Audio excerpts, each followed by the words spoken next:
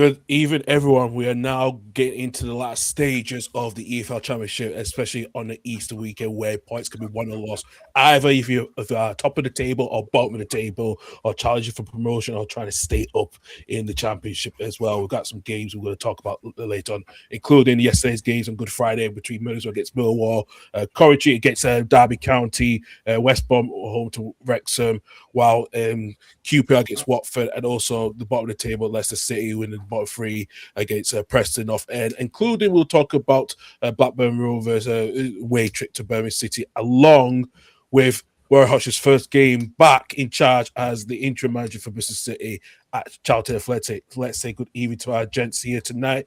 Good evening to Annie, Michael, and Doug. How you guys doing? Good evening. It's nice to be on here. It feels very, very strange because we're signing you on loan from the 20. It's fine. I feel like I'm just taking Stefan's place, but no, I said I would happily help tonight. So yeah, happy to be here. Another feast of Easter football, which is what I love to see. And it's only part one of it as well, which is quite good. So that's been pretty good. I mean, if Stefan was here, he'd probably be waxing lyrical about, well, Hull didn't win and Wrexham came back to get a point at West Brom and Southampton were going to beat them and end there. And it's like, okay, Stefan. Love you, dude. But yeah, you know exactly what he would have been like. And I would feel probably for more for Annie than anyone else. But anyway, how are you doing, Karl? Not too bad. A decent weekend. And well, as I said, was working yesterday. It was quiet. I had two people that I looked after anyway, so yeah, it's not too bad. And it was a chill day because, like I said, the way they live around near the meadows, it was actually very quiet. It's not usually busy, especially school finished on Thursday in Scotland. It's pretty much because so yeah, it was quite in. Oh, well, apparently that was apparently it was such an interesting. Oops, we seem to be with a bit of a technical glitch there. What happened? I don't know what happened there. What happened there? Had nothing to do with me. I didn't do nothing. Right, well, I know you had pina colada recently, but I didn't listen. I didn't do nothing. I didn't even touch nothing. Must have been a connection issue. A bit of a technical glitch happened. Had nothing to do with me with that one. I swear it down. Oh, that was brilliant. Listen, it was only a small card. Wasn't that too big? Okay. I said, you're turning the stream off. Don't put the quotes there, you little shit. and you've had a little bit of it, and you've just turned the stream off. God, imagine what you'd be like. I did not turn the stream off. I did not turn the stream off. Let's just clear that one up, right? And those being the IT person, I did not do nothing. I've been in your shoes before, where the connection plays up, so I'll not say much more. Well, yeah, exactly. But listen, it's not too bad, and I'm off to Wednesday, so at least I can chill out anyway and not to need to be back in. So yeah. That was just comedy moment there. Absolute I know. Comedy, I only looked at the blind eye look I thinking, what the fuck is happening here? That's the first time that something's happened like that when I've not even touched nothing. But luckily, at least on my settings, I do have the protection. If we do get kicked out, the stream will still go on. So that's the good thing. Honestly, I'm looking forward to when the 25th happens. Is Annie doing the same thing now? Is he's just getting lost now? Is everybody going now tonight? Oh, bloody hell! Listen, I was just about to say I'm looking forward to the 25th because obviously meet Karl, obviously meet Mike.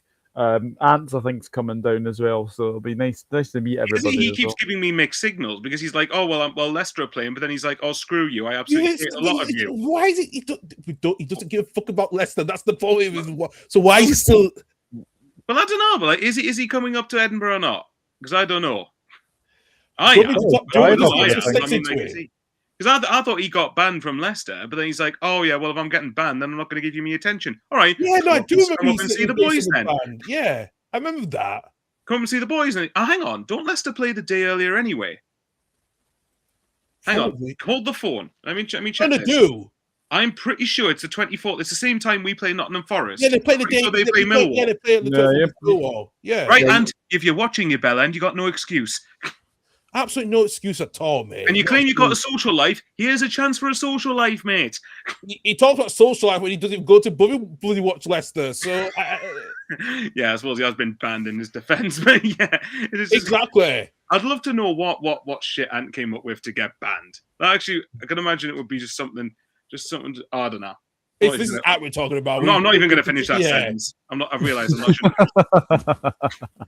Oh god. Well, this is quite funny that we've gone like 5 minutes without talking about a single game of Championship football yesterday. Hey, this is brilliant. Listen, sometimes we have to start off before we talk about football, just to start. You mean like the connection going down and going off the stream? Yeah, pretty much. Someone's probably watching this and be like, "Oh, just go back to the moment where." Hey, Karl we got lost 3 connection." people watching. We got 3 people watching. Got us, Michael so and Chris in the chat. So fair play to both of you for still sticking with us. I'll give credit with that one. Actually, I'll give credit with that one. To be fair, I don't know if you want to start with the game at the Riverside, because I think that's probably the biggest game of the day. And I think because Chris, as you can see from Chris, he is a very happy lion, and I can't imagine why. Exactly. Well, we are going to start off with the game at the Riverside yesterday lunchtime, and what a comeback, especially for Millwall. They were 1-0 down by half time before their former player Josh Coburn haunted his old club by scoring 2 goals. To win for Millwall to win 2-1. Now they're put in second place. And guys, I actually said this to my supporting person yesterday, who's a big football fan. And he's a Newcastle fan as well, Michael. So just to be warned on that side with you as well. No comment. Go on. but he thought Middlesbrough was going to win. I said, no, I feel like Millwall's going to do it. And I told him, I proved him right. I said, I was exactly the same. I said before this game that I think Millwall will win this because I felt like Middlesbrough, first, to be fair to Middlesbrough, they absolutely battered Millwall first half and should have been completely out of sight. And it's a phrase that I hate when people say this, but it is true. If you don't take your chances, the game is never done. And I think the 2 words that sum up the second half, script written, because of Josh Coburn coming back for his first game at the Riverside as a former player and ends up scoring twice in a top 2 clash, which is just absolutely insane. To be fair, like I said, Borough did dominate the first half, but I just had a funny feeling with Alex Neil, with Borough's kind of, I don't want to say wobble at the minute because I don't think that would be fair, but Borough for me strike me as a little bit, there either seem to be class or they seem to be a bit brittle in moments that really matter. Yeah. You guys tell me if you think I'm being unfair there, but that's what it strikes me as with Middlesbrough. Whereas I think Millwall, and actually Alex Neil made a very good point after the game. He said that when they're not playing that well necessarily, a big strength of theirs is they're still in games. And I think if you look at the last 2 away games, there's further proof of that. Funny enough, I was just about, as Chris has just said in the chat, I was just about to allude to the Ipswich game. If any of you watched Ipswich Millwall 2 weeks back, it was a kind of a similar pattern. Ipswich dominated a lot of the first half. Millwall stayed in the game, and then second half got a point that wasn't smash and grab. It was deserved. And I would say, did Millwall deserve to win yesterday? I'm not sure. They definitely deserve to get something. I'm not necessarily convinced they deserve to win, but that in itself at this stage of the season is a strength when you're going away to a team that you're competing against for automatic promotion. But it's the typical quintessential Alex Neil Millwall away performance, where if you look at Wrexham away, you look at Hull away, you look at Ipswich away, now Borough away. Those are teams, or the other 4 teams in the top 5. Sorry, through the 3 of the top 5 teams. You know what I mean? They managed to take 10 points from Wrexham, Hull, Ipswich, and Middlesbrough away.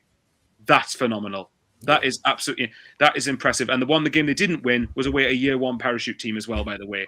So I still have my doubts. For me, it's between Millwall or Ipswich to get second. I know Middlesbrough obviously are above Ipswich at the minute, but Ipswich have a couple of games in hand on them, and I just worry about Middlesbrough's sort of ability to kill teams off and stand things going against them, if that makes sense. But I don't know. But from Millwall's point of view, that is a phenomenal result, and I think that 4 points from Ipswich and Middlesbrough away, they couldn't have asked for much more than that, surely. Absolutely. Do you guys see Millwall as the proper underdogs? Let's say compared to Ipswich a couple of seasons ago when they came back from League One, where Millwall have been pretty much been in the Championship for quite a bit for the last couple of seasons. And they're the proper underdogs really getting that. Do you mean, are they this season's 23-24 Ipswich? Yes. Yeah, arguably. Or do you think they're more? Or do you think they're more better than the 23-24 Ipswich side? Well, they've been kind of on the periphery of almost getting into the playoffs, haven't they? Because last season they were very, very close. I think it was just a Blackburn goal away that actually had them in the potential playoffs. Season before that, I think they finished 8th. So they are getting really, really close to those playoffs. But I just feel with Alex Neil, he's a championship manager, knows the league, knows how to get out of it. It just feels like now that result yesterday was a huge, huge momentum. And if they can go into that game against Norwich on Monday and win, then it definitely puts the pressure on the others to potentially get second, because it's a huge victory for Millwall. And you'll know Karl from number 6, Stu Campbell. He's a Millwall fan, and I was speaking to him, and he's getting really, really excited about the prospect of getting promotion. You should be, because the way that Millwall have been recently have been absolutely fantastic. And as I said, they have been on the periphery of potentially getting into those playoffs. Now it feels like this season could be their season. Yeah, very much. Any your perspective on probably Millwall and then Borough? Where did they go from here? Especially Borough, they've been out of sorts lately. Yeah, 2 wins and 9, and there was a really nice image from the TV where they put it on Leo Castledine in the middle of Hayden Hackney and Morgan Whittaker.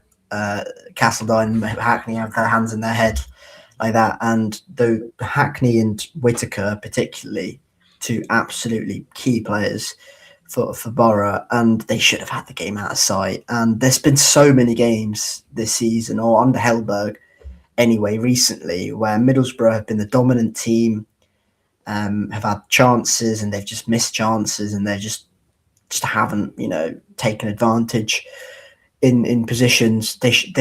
You score a second goal against Millwall in that game in the first half, and you go into halftime 2-0 up. The game state is so different. So different, and Middlesbrough did have chances, and they really did. They really should have taken them. And yeah, I think Hellberg will be ripping his hair out, because so many games this season, as I mentioned, where they've an inability to take chances has cost them. They've dropped points against, Oxford and Leicester at home, and Charlton, Bristol City, where they just haven't been able to take advantage, and that's a big issue. Compare that to Millwall, who give them chances and they're going to take them. Ivanovic wasn't particularly brilliant yesterday in terms of getting into positions to score goals, but I thought general play, he was really good, ran the channels, sort of made centre-backs work. I thought he was fantastic, Ivanovic, yesterday, actually. And Coburn, I mean, as Michael mentioned at the start of the script was absolutely written for him. And you could just feel in those in sort of minute 83, when it was 1-1 and the game was on a knife edge. Normally in a game like that, it just peters out to a draw, and maybe there's one big chance and somebody misses, and that's the big narrative. And normally just peters out to a draw. Something within that feeling that, you know what, Millwall could actually go up the other end and nick it here, because that's just the sort of team they are. And that's the comparison I'd make to Ipswich in terms of 23-24, where they took chances and they scored late goals. Ipswich, remember that team, and they scored loads of late goals. And final point, the massive point, Alex Neil subs and his impact or his ability to impact games is absolutely brilliant. That theme of Ipswich and Middlesbrough away, start poorly, bad half, and then turn things around in the second half. And they could have won at Ipswich. They got a very good point. Did win it at Middlesbrough. It's not a coincidence. This is a guy who's got an ability, who's got a knack to change games.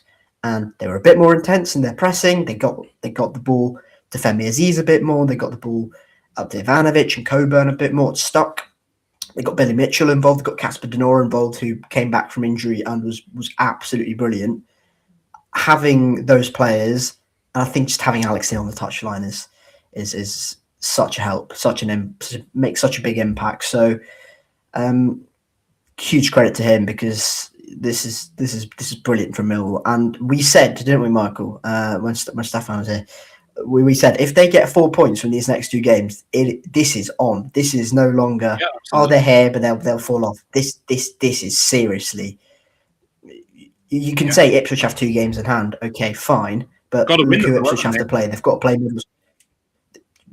Middlesbrough. That's a head-to-head. Someone's dropping points there. They've got to play Norwich away. They've got to go to Southampton. They've got to play Pompey in that game in hand. There are some difficult games for Ipswich, and Ipswich have had a tendency this season to draw games in tight games. Have sometimes been able to go on and win it. I don't know if I'd have Millwall favourites at the moment, but I'd have them above Middlesbrough, I think, and that's a big switcheroo from recent weeks. So absolutely brilliant from Millwall. Just to add on to what Annie said, no, absolutely. I think we were saying if they got 4 points from Ipswich and Millwall away, which I think we said at the time they were capable of doing, certainly. I remember saying this when they drew away at Ipswich. I said, don't be surprised if Millwall go to Middlesbrough and win, because again, it's like Annie's sort of said, you look at Alex Neil, and I can't believe I'm being this complimentary towards Alex Neil, actually, but he deserves it though in every metric, because he is someone who's able to impact games. He's someone who's able to see when something's going wrong. When one of my big pet peeves with head coaches is when a lot of them are very reactive and don't change things till it's too late.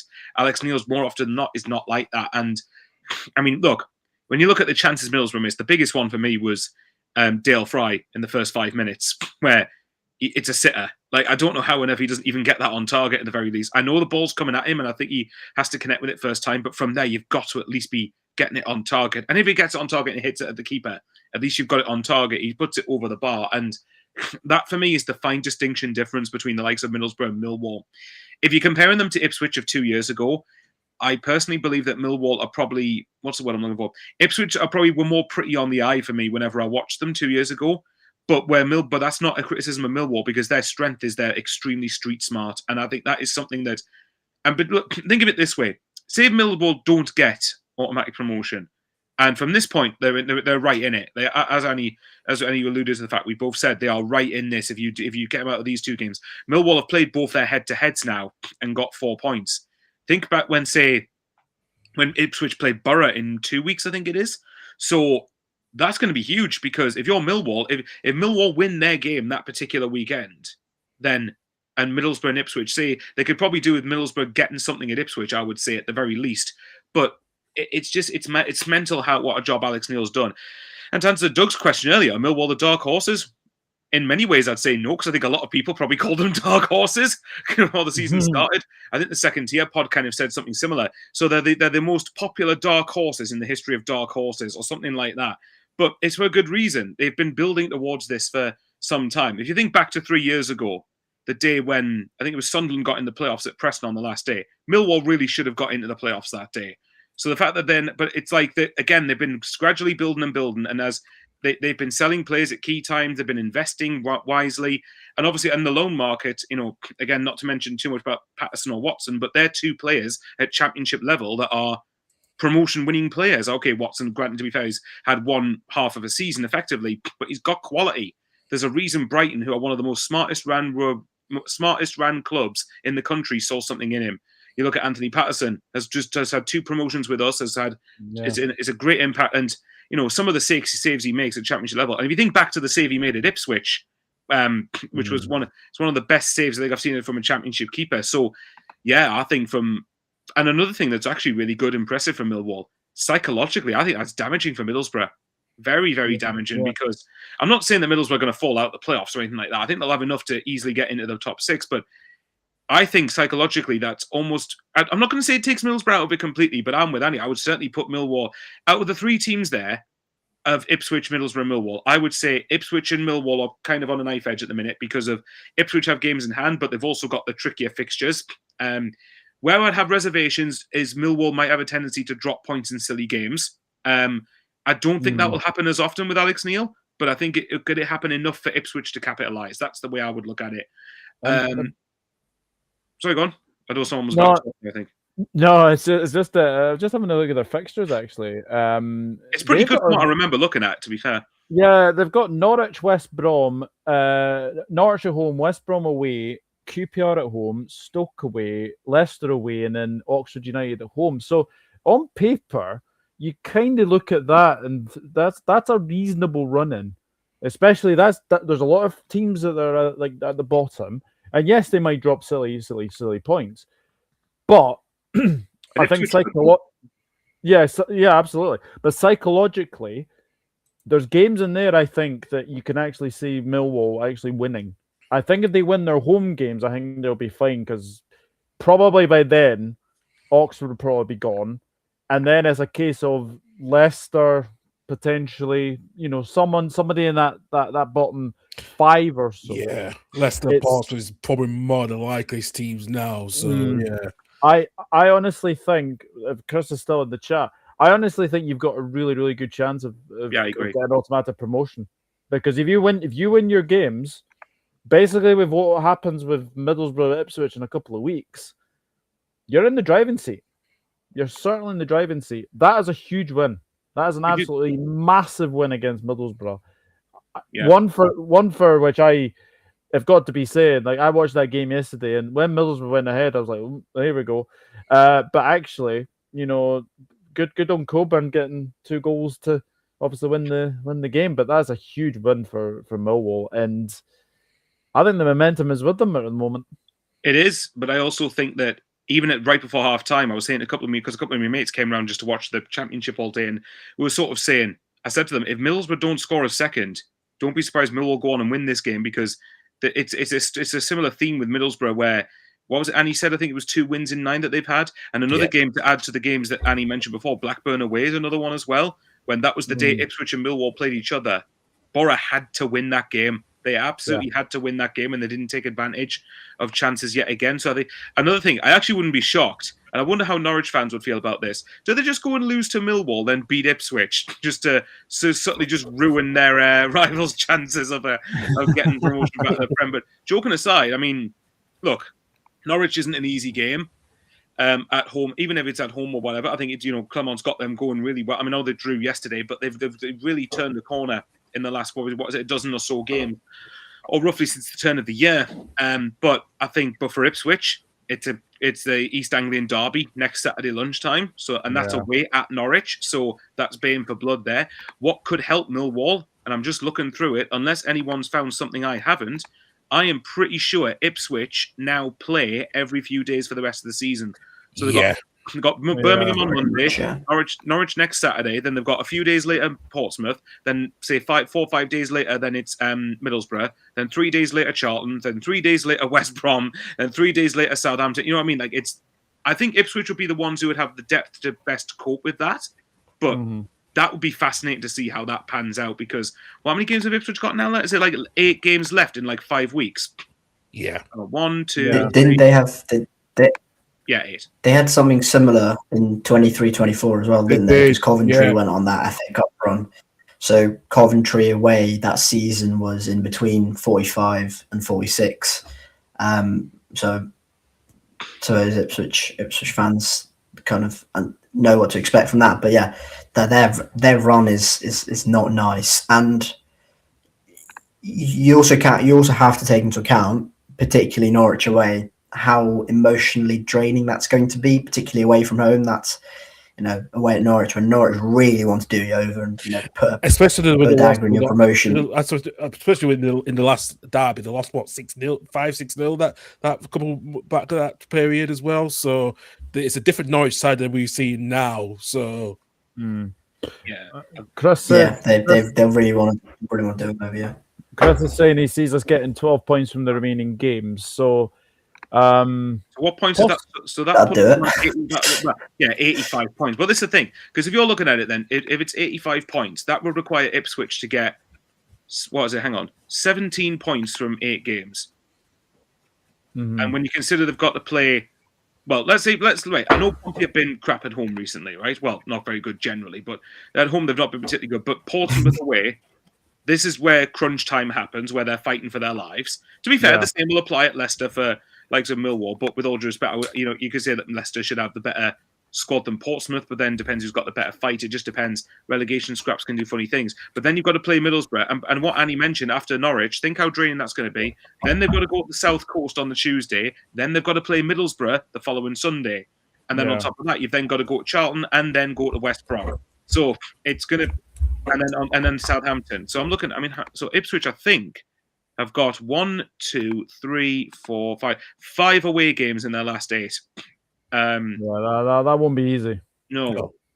I wouldn't be shocked if Ipswich still finished second, but I think it's going to be between them and Millwall. I can see Middlesbrough sort of drifting off a little bit. I think they'll win enough games, as I said, to get playoffs, but I think you're looking at Millwall, 12 points would be a fantastic run. And I think so what's that winning bit? You either win 3, draw 3, or win 4 and lose 2, or whatever it is. But I would say if you're Millwall, try and target 3, 4 wins, and then maybe a draw or 2. See what happens. But no, there's no doubt in my mind. I think if you're Millwall, you're certainly going to fancy your chances a lot after yesterday. Bearing in mind again the teams you've just took points off away from home, especially as well. And I think didn't Millwall draw against Ipswich at the Den as well? Yeah, they did. Yes, they did. Yeah. Yeah, so I'm pretty sure I know they lost 3-0 to Borough, but that was kind of like a freakish sort of last half an hour, I think. So, I'll be, if I was in Millwall, I'll be very optimistic. But the good thing is, even if, say, Millwall don't get automatic promotion, keep a good run going. And if you're in the playoffs, you've got as much chance as anyone of winning it. So, there's every chance Millwall can get promoted. The only thing I really want now is I want West Ham to stay up because I want to see Millwall West Ham in the Premier League.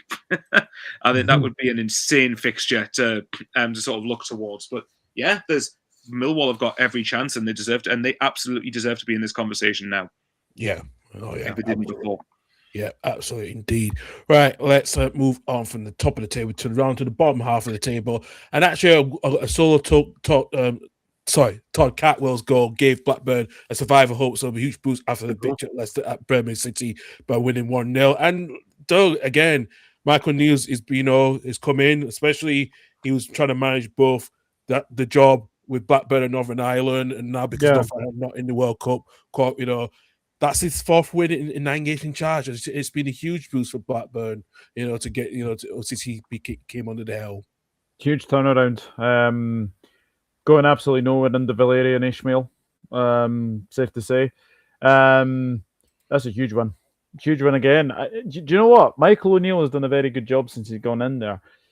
I suppose now the question is, has he done a good enough job to potentially want that Blackburn gig permanently? I don't think he's going to be Blackburn manager permanently because I still think he's got unfinished business with Northern Ireland, if I'm being honest. I suppose if you're Birmingham, you'd be very, very disappointed to lose that. Obviously, they've now lost Kyogo for the rest of the season because he's got a shoulder injury. Well, listen, when he spent £9 million with him, he's not even scored a goal in the Championship. You could tell they got that investment wrong, badly wrong. Yeah, 100%. I think you're kind of seeing that the English Championship is not quite the Scottish Premiership. Let's be honest. But I do think if you look at what's happened with Blackburn this season, a lot of people had them to potentially go down this season. But with Michael O'Neill's turnaround with them, he's done a very, very good job. And Blackburn potentially on the verge of being safe now, potentially. Yeah. Yes, they've got a couple of more games to go, but I don't really see them getting dragged into it anymore. No. I don't as well. I think Michael would agree with that, especially, there was questions about afterward who they're going to bring in, especially, and Michael ever thought is this the right choice? What having his past experiences at Stoke, but it seems he's got the players on side that's really done well to be consistent the last couple of last few weeks as well. Yeah, I would agree with that. It's certainly consistent enough to the point where you're going to be a few points fair. I mean, what are they? 6 points clear now, I think, of the relegation zone. 6 points clear now. Yeah, and that's what I'm looking at Blackburn's remaining games actually. So I'm looking at. I think they've got West Brom on Monday at Ewood Park, which is going to be. I think for me, if you're Blackburn, just don't lose it. I mean, obviously, of course, you want to win it if you can, but I think a point just suits Blackburn perfectly, even though you're at home. I suspect a point would probably suit both teams, to be honest. I think both, because I could see that panning out into a 0-0 where both teams go, yeah, you know what, just get something, don't get beat, move on to the next one. But I think, and then you've got Stoke after that. You've got Coventry on Friday, April the 17th, which by that point, Coventry could be, well, I would expect Coventry to be promoted by then, if not having won the league. It all depends. But then you've got Sheffield United, whose season's practically done. quite funny, the Chris Wilder clip when he goes, their season's done. Ours is still alive. I'm like, it was quite funny. Sheffield United now, their season probably will be done. Well, it's going to be done by that point. Then you got Southampton. They've got Southampton away on a 5:15 kickoff. That's a bit random. But yeah, either way, they've got Southampton away. By that point, they could be, the timing of the fixtures could be really good. And they've got Leicester to play at home on the last day as well.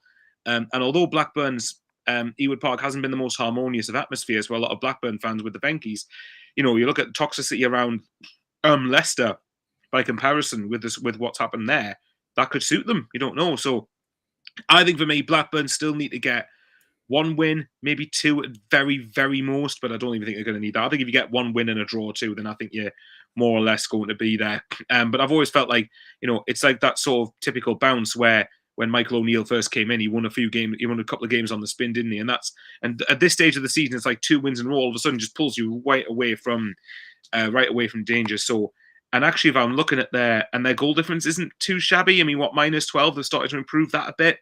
So yeah, I think barring Blackburn not winning another game or getting any more points for the rest of the season, I think Blackburn will do enough to make sure they're in the Championship next season. For Birmingham, just out of interest though, I think it's a weird one because I imagine Birmingham fans would view this as a disappointing season. With the fact the money that's been invested into the club recently, with the aspirations, there was genuine talk about Birmingham being playoff challengers at the start of the season. I think personally, some Birmingham fans going on about top 2 were a little bit delusional, but yeah. I think certainly when you're looking at playoffs, there's no reason why they couldn't have achieved it, and it makes us wonder: is Chris Davis, isn't it? I keep getting him and Curtis mixed up for some reason. Chris Davis, I think. Yeah, I know, Annie. Don't ask why. I think for Chris Davis, could there be a chance that he's off in the summer? Could Birmingham want to go in a different direction? Do you think? I think it's a huge question. They might have to, in a way. I don't think he's a championship manager in my eyes at this point. I still think of what he's done at League One. Yeah, he's had one season where they cruised that league last season, and I think this was a challenge. If how can he deal with the expectations of a club that is trying to reach its potential, you know, to reach its potential of becoming a Premier League club by the end of this decade at least. But the problem is he the right man? It's like what we said about Phil Parkinson at the start of the season. Was he the right championship manager in that Barry? And that was, we said, you know, those questions when we started, but look where he is now. He's done a good job as well. So for that matter, I could see Birmingham City could do a change. It could be interesting to do a change over the summer. And that's going to be the question of who did they bring in, you know? Because like I wouldn't be surprised if they did change. Yeah, I wouldn't be either. I'd be more surprised if they didn't change, if I'm honest. We just got breaking news. A goal at Southampton. Southampton have taken the lead against Arsenal 1-0. Goal from Ross Stewart as well. Yeah, you're up the Roscoe. Go on, lad. Well, I don't know whether Karl. I'm assuming Karl isn't taking the Michael, at least try to hide your bias. I mean, come on. Sorry? At least try to hide your bias. You could be a little bit more nonchalant with it. I've just been more objective. I've just seen a goal right now. Actually, because I'm on the BBC live text. So yeah, Arsenal will take the pressure, but Ross Stewart just scored. So yeah, it is 1-0 Southampton at the moment. Arsenal, you know, it's a free kick to Southampton. So yeah, it's quite interesting now. Well, it makes the game interesting, doesn't it? It does indeed, especially with Southampton's running fixtures they have as well. But going back to Birmingham City, I think I would, like Andy said, I don't think it's going to be surprised if there's a change coming this summer in the managerial staff change, especially with Chris Davis. I just think, I think Birmingham City would need someone, a bit of a high caliber manager, can actually, you know, push them to the next level of what Coventry's done, you know, getting someone like Frank Lampard in. I'm just surprised they need to look for someone who's got that caliber, can get that club, you know, challenging. Can they wait until we hire our manager? You've got one. He's got one, but like I said, Michael, he's an interim manager, not a fully appointed manager. Yeah, absolutely. Caretaker. Okay, caretaker. It's the same thing. Yeah, there's just a bunch of different titles these days for head coaches or managers or whichever. So, you want to be technical. Good old Roy's ended Bristol City's winless run now. So, he's God now. So it's fine. That's how football works. Yeah. So, all right, moving on from for the game at St Andrews, let's go to the King Power Stadium, where Patson Daka's double saw Leicester City salvage a point after a 2-2 draw against Preston North End, which keeps them at the bottom in the third bottom of the table as well. Like I said, bit disappointed with this what happened for Leicester. They will go up after a calamitous mistake from a weak back pass from Andrew Moran, but again, they were 2-1 down by half time, and there was a lot of frustration. But is it too little, too late for Leicester, even though they salvaged a draw where they could have won it? But I don't know what to say. Did I hit Patson Daka double? Yeah, he scored twice, did he? Yep, he actually did. I know. I'm as shocked as you are. The end is near. No, they'd have wanted to win that. They really would have, because Preston are. Water could again on the beach. Sorry, I've just seen the control chest ball from Ross Street with the score. I've seen it. Yeah. Sorry, moving on. Right, going back to Patson Daka rescuing Leicester a point. Yeah. They really would have. I think Rowett would have highlighted this game as one they would have fancied as at home against a team mid-table. That's. I know they went 2-1 down, and I know they got a point from that, but they really should have. They should have won this game, and they should have targeted this game as a 3-pointer, and they haven't. And how damaging could that be? I know it's a point. I know many other teams around them didn't win. I know many of them drew. So I suppose in a way it's okay, but in terms of keeping up, but yeah, they. I think if there's the opportunity there, to make 2 points up on, or to make just 2 points net on so many teams around you, and they haven't managed to do that. But Daka getting 2, hopefully that's a confidence boost. If they can get a reasonably competent Patson Daka for the next 6 games, I don't think they'll care. I don't think Leicester fans or Gary Rowett will be bothered how good he was for the last 3 years or whatever, however long he's been Leicester. If he's good for the next 6 games and he can get a few goals and fire Leicester out of trouble, then brilliant. But they need just something that doesn't smell right at Leicester. And I think we've said that for a little while. And just the number of times they go behind and they're unable to go and then turn the game around, clean sheets, stuff like that. I think it's a bit of a problem. It's a big problem in Leicester. So I think they'll be disappointed they haven't won that game purely because Preston are on the beach and they went up 1-0 after so early on, didn't they? Yeah. I think my sort of counter to that would be if you look at Leicester's next fixture, and actually that Monday's quite big for them. So Portsmouth are 21st at Portsmouth, 23rd Oxford. They play each other at Fratton Park, and Leicester go to Sheffield Wednesday. Leicester, this is Sheffield Wednesday. I've got a lot of respect for Sheff Wed as a club, but if Leicester, I will agree with, if Leicester don't beat Sheff Wed, then I'll agree with Annie. I think that is a, and look, don't get us wrong, I'm not saying beat Sheff Wed, they'll stay up, obviously not, but they need to get more points than that. But their next couple of games, I think it's like, they've got Swansea at home after that, who should be on the beach themselves. Portsmouth, look at the state around Fratton Park at the minute, that there's a bit of anxiety around the home crowd. But then after that, I think they've obviously got Millwall in there going for promotion. I think they've got Hull again. Yeah. Someone please correct me if I'm wrong on that. I don't think I am, but I'll double check to make sure I'm right. Double check to make sure I'm actually right on that. No, they do. They have Hull at home after that, then Millwall at home, and then they go to Blackburn last game. For me, Leicester have got the fixtures to stay up, but it's whether they've got. How many times have we said this before? And me and Annie in particular have said this loads of times. Have they got the bottle? Have they got the fight? Have they got the heart to do it? Yes. Okay. To be fair, they rescue something, which is better than nothing.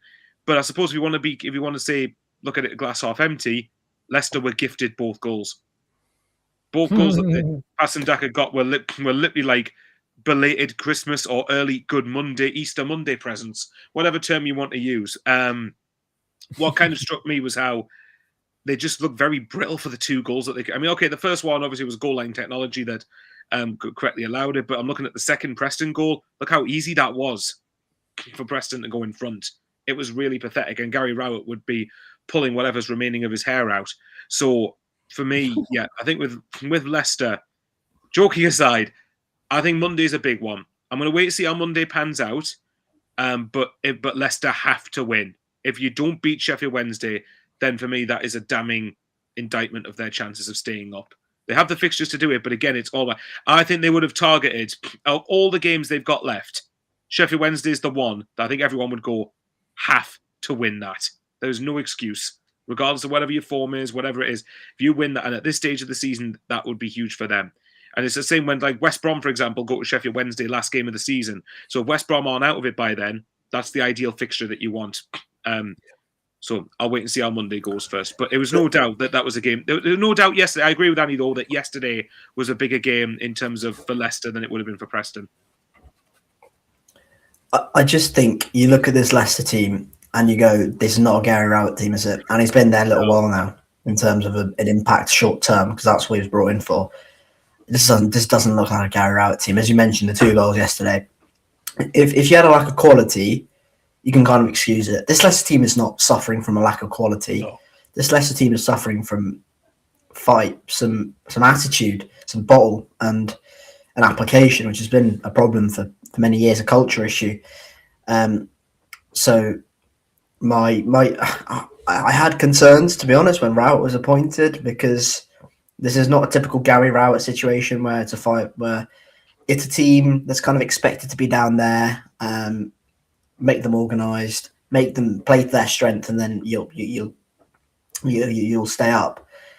This is not the typical, relegation threatened team, Leicester, in the Championship anyway. So I think I had concerns, and unfortunately, I think they might become true. I know they drew, and that's a point.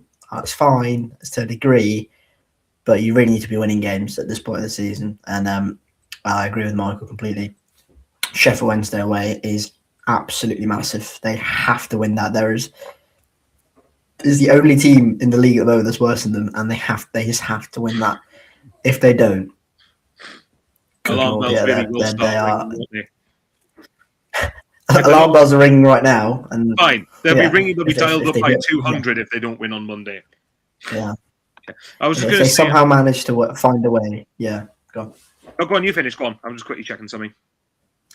I was just going to say again, if they somehow manage to find a way not to beat Sheffield Wednesday, might as well just pack it in there, because if you can't beat Sheffield Wednesday, not beating anyone else. Back up and just get ready for playing Bromley next season. But yeah, to be fair though, right? Actually, I was looking at Gary Rowett's record since he's took over. So his first game was a 2-2 draw away at Stoke at the back end of February. So they drew 2-2 at Stoke, drew 1-1 at Leicester. Sorry, at Leicester. That makes no sense. Drew 1-1 at Middlesbrough, lost 2-0 at home to Norwich. Drew 1-1 at Ipswich, beat Bristol City 2-0. Sorry, Annie. Lost to QPR at home 3-1. Drew 0-0 away at Watford. Bear in mind, they missed a penalty that day as well. And then drew against Preston. So if I'm right, that's 9 games he's had. And I think he's won 1, drew 4, lost 2. Hang on. No, that's not right. There's more than that. Hang on. So it's 9 games. I think he's drawn pretty much most of his fixtures. So let me get the draws right. So he's Stoke, Middlesbrough. These are the draws I'm counting. Ipswich, Watford, Preston. So he's drawn 5. So he's only won 1 game. There he is. Oh, there he is. Oh, okay. I will say, Preston should have been down to 10 men yesterday. To be fair, yeah, there was a good case for that. That's a Stonewall red card from me. Annie, you've been asking my back what he is. You're caught in mouthful. Yeah. Right. Yeah. I'll just quickly say before Annie answers is about his dining experience. Yeah, I'm not going to put what I just put. So that's Yeah, let's not go there. No. Well, I will say, yeah, Gary Rowett's only won 1 game since he's gone to Leicester. So that strikes me. So they've drawn, and that shouldn't count because it was against us. That's the problem. You just gone like, okay, so how many points are Leicester on currently? So they're on 40. So really just go asterisks. They should be on 37 because they played Bristol City, so therefore the win doesn't count to the league. But yeah, I think for me, if there's any time to play Sheffield Wednesday for Leicester, it is a Monday. So okay, I'll go as far as it is. If they don't win on Monday, they go down. There you go. Simple as that. I'm going to be bold, but I think Sheffield Wednesday gets something from that. Do you know what, to be fair? Do you remember? Sorry, Michael, go on. No, all I was going to say, actually, if you Okay, well, here's one, Doug. I think Ant would probably agree with you, put it that way. If he's sober enough to add to it, yeah. Are you wanting to put Chris's latest comment on there, or are you wanting to just leave it where it is? Good. It's not too bad. It's not worse than Ant. Well, compared to Ant, it looks appropriate.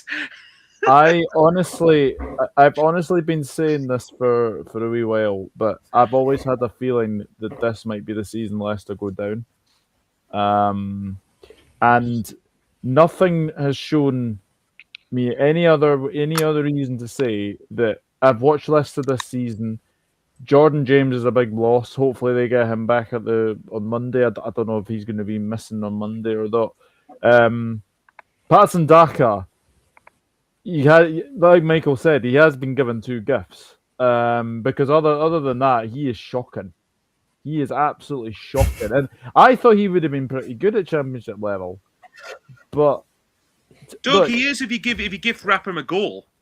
Oh yeah. I've and by the way, Ant agrees with you. By the way, just to put it in there, the comment about you saying that you think Sheffield Wednesday will get something. So Ant's literally put, hardly bold. We are absolutely dog shite. Yeah. So there you go. Honestly, they need to beat Sheffield Wednesday. Just on my last point as well. That when I do this, I've just seen that the Loch Ness Drogba has scored for Southampton, so that's made me happy. Yeah, it's made me happy as well. So, yeah. I was just going to say, do you remember when Liam Manning was just about to be sacked? And I'm not talking about Manning here just because of that, but just before he was about to be sacked, he went away to Sheffield Wednesday, and we all said, you know what? I think they might get something there, Sheffield Wednesday. Well, we all kind of went, it strikes similar vibes.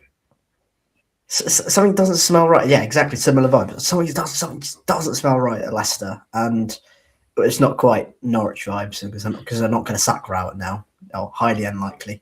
No. But yeah, they need to beat Sheffield Wednesday. This is an absolutely huge Easter Monday for them. Yeah. And just to answer the question, who was it? Was it Michael who asked? Michael. I am eating a lovely Chinese takeaway today, so. Thank you very much for your concern. It can be a good Chinese takeaway, to be fair. Listen, I got pizza tonight, pizza pie for tonight, so I was kind of like, you know what, just enjoy the weekend as I can. And I couldn't even eat. There were 4 big slices. I only had 1. I can't eat as big like I used to. Lightweight. I'm sorry. I'm gonna have one more later on. Okay. Karl, get yourself one while you're on air. And he's eating, so you might as well join the party. Yeah, that's a fair point then. Well, if I'll do that then. I'll do it then if you guys could lead on to the next fit result between Norwich City and Portsmouth, and then Oxford and Hull City. I'll let you guys take on that then. Oh, so you're just leaving us in charge. No, where does it? Just a 1 or 2. Yeah. All right, okay. Go on, Annie. Nowhere does it say you can't eat live on YouTube. That's all I'm going to say. All right. Nowhere does it say that. There's no laws against that. No, there is not. Well, okay then. Which game do you guys want to talk about first? So, what was it? Norwich 1, Portsmouth 1, or Oxford 1, Hull City 1? Start Norwich, shall we? Okay. Okay. Well, actually, first of all, I don't know how you get comments on here. I think it's only Karl can do this. But Michael's asking, what is Doug drinking? Well, he's already told us. But I think he's having. Oh, cheers, Karl. Moretti, I thought it might be the Moretti that you had stocked. Right, that's been sitting in the fridge since last December. So yeah, it's been a while. Right, not right. Nice. Norwich 1. No, sorry, Annie, go on. Norwich 1, Portsmouth 1. Thoughts? That probably just about does it for Norwich in terms of any hope, any slither of hope they had for the playoffs. Because we said no margin for error at all because they had to win. Yeah, most of their games, unless they now go and win 6 out of 6, which would be quite incredible. Which would require them to beat Millwall and Ipswich in the next 2. It might be Ipswich with their record. That's what I mean. I can't see them winning the second derby. But no, that just about maybe does it. And yeah, Pelle Matson, who could have signed for Pompey. I think Pompey were very interested in Pelle Matson in the summer when he decided to go to Norwich. So, I guess he scored for them, but it's a nice finish, the first one. Edge of the box, sort of curls it in, kind of weirdly. It's a good finish, don't mind. And yeah, that's a good point for Pompey because it stops the rot. They lost 6-1 at QPR, and you all kind of went, "Oh, that's not good," because you can have bad runs as a team and down near the bottom. 2 + 2 = 4. That's why you're near the bottom. But you can't lose like 6-1 in the middle of the run-in, really. So it's good that in a weird way, it's good that they've gone behind and then shown the character that they have to go and get the point that they did, which is you have to remember Norwich at the moment is one of the hardest games in the division. Yeah, Norwich away, one of the hardest games in the division at the moment. And Messina said as much. Norwich are one of the best teams in the division, and since Philippe Clement's come in, you can't disagree with that. So that's a really good point for Pompey, and considering everyone else pretty much apart from Blackburn sort of match their results, really, that's I think they'd have taken that. If you said you match everyone's results whilst you're playing Norwich away and there's no net gain, net movement really anywhere else around you, I think they'd have taken that, especially considering Oxford were at home, West Brom were at home, Leicester were at home. I think that's a really good point for Pompey. To add to that as well, 3 of their next 4. Now again, to contradict myself here, we were talking about obviously talking about Pompey's home form not being particularly great, but 3 of their next 4 are at Fratton Park. And if there's a time to fix your home form, now is the time to do it. Monday's game's massive. Oxford at Fratton Park, which is if we're going to go off the assumption, and I know Ant will probably say, "What am I smoking here?" But let's go off the assumption that Leicester beat Sheffield Wednesday, then it does in many ways become a must-win game for Portsmouth. The thing that would disappoint me about that QPR game, if I was a Pompey fan, is the fact that it damages your goal difference to the point where it's the second worst, I think, out of everyone down there. As in, teams you'd expect to be challenging down there. No, sorry, worst. My mistake. Oxford only have 2 goals better than them. So I think, but if you're looking for Portsmouth, so you've got Oxford at home next. You've got Middlesbrough away after that, which, to be fair, I wouldn't be totally against the idea, but I wouldn't be totally shocked if Pompey got something there, actually. Then you got Ipswich at home, then Leicester at home. Coventry away could be a decent. I mean, I'm not saying I don't think they'll win. I don't think they'll win there, but you could get something at Coventry. The fact that they've been on the beach and hopefully drinking a lot of Moretti or something by that point, having won the league. But either way, then you've got Stoke away, then Birmingham at home last 2 games. Yeah, but I agree with Andy. I don't think it sounds weird saying it at all. I actually think if you're going to get a 1-1 draw, that's the best way for you to do it. You go, because when they went 1-0 down, I can't have been the only one who thought, "Oh God, hang on, this probably could end pretty nastily for Pompey here." But fair play to them for sticking at it. And look, the own goal, it was an own goal that got them a point, but it doesn't matter. Like at these stages, points are what are important. And actually, I think for Norwich, especially with how tough away Norwich is, and especially with how they've been since Clement's come in, I think it's pretty important for them. I agree with Andy that I think that draw probably does just about do the end of it for Norwich, because they're 9 points off the playoffs with 6 games to play. Yeah, considering where they were when Liam Manning was sacked, I think that they probably would have absolutely taken this. So, I mean, we kind of said, well, me and Andy have said this already, Doug. I want to know your opinion on this. As long as the recruitment is good, and Ben Napper again has got to be given some credit for January signings in particular, the summer's going to be fascinating from a Norwich City perspective, I think. Absolutely. I think they're definitely a team to watch. I've been kind of watching from afar, really, to see how well Clement's done since he's gone in there. I think there were a lot of eyebrows when he went in there to begin with, but actually when you look at what he's done, he's done a very, very good job. And I think they could be one to watch next season. Obviously, they're always going to... I never, ever had the feeling they were going to keep Josh Sargent. I never, ever had that feeling that they were ever going to keep him. So I think the fact that they got money for him was very, very good.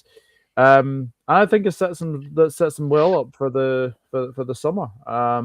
Obviously, we all know that it's a World Cup summer. So, whoever they bring in is going to be very, very interesting. But if Philippe Clement keeps up what he's doing, they could be one to watch next season.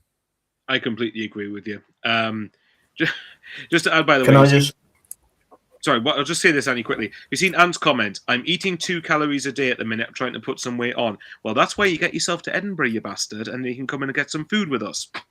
Well, Just to I'm put it gonna out there. point to you when somebody called me lightweight. I'm not joking. This is actually what the size is. So it was hard. I could eat 2 or 3 of them easily.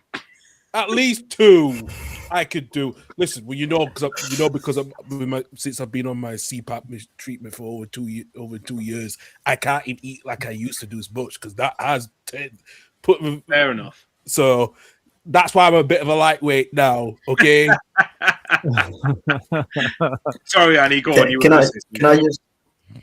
I was just going to say on Pompey. At one point, they would have been 23rd. I think during the day they were 23rd, with other results going against them. Sorry, but psychologically, I don't think they've been in the bottom 3 at all this season.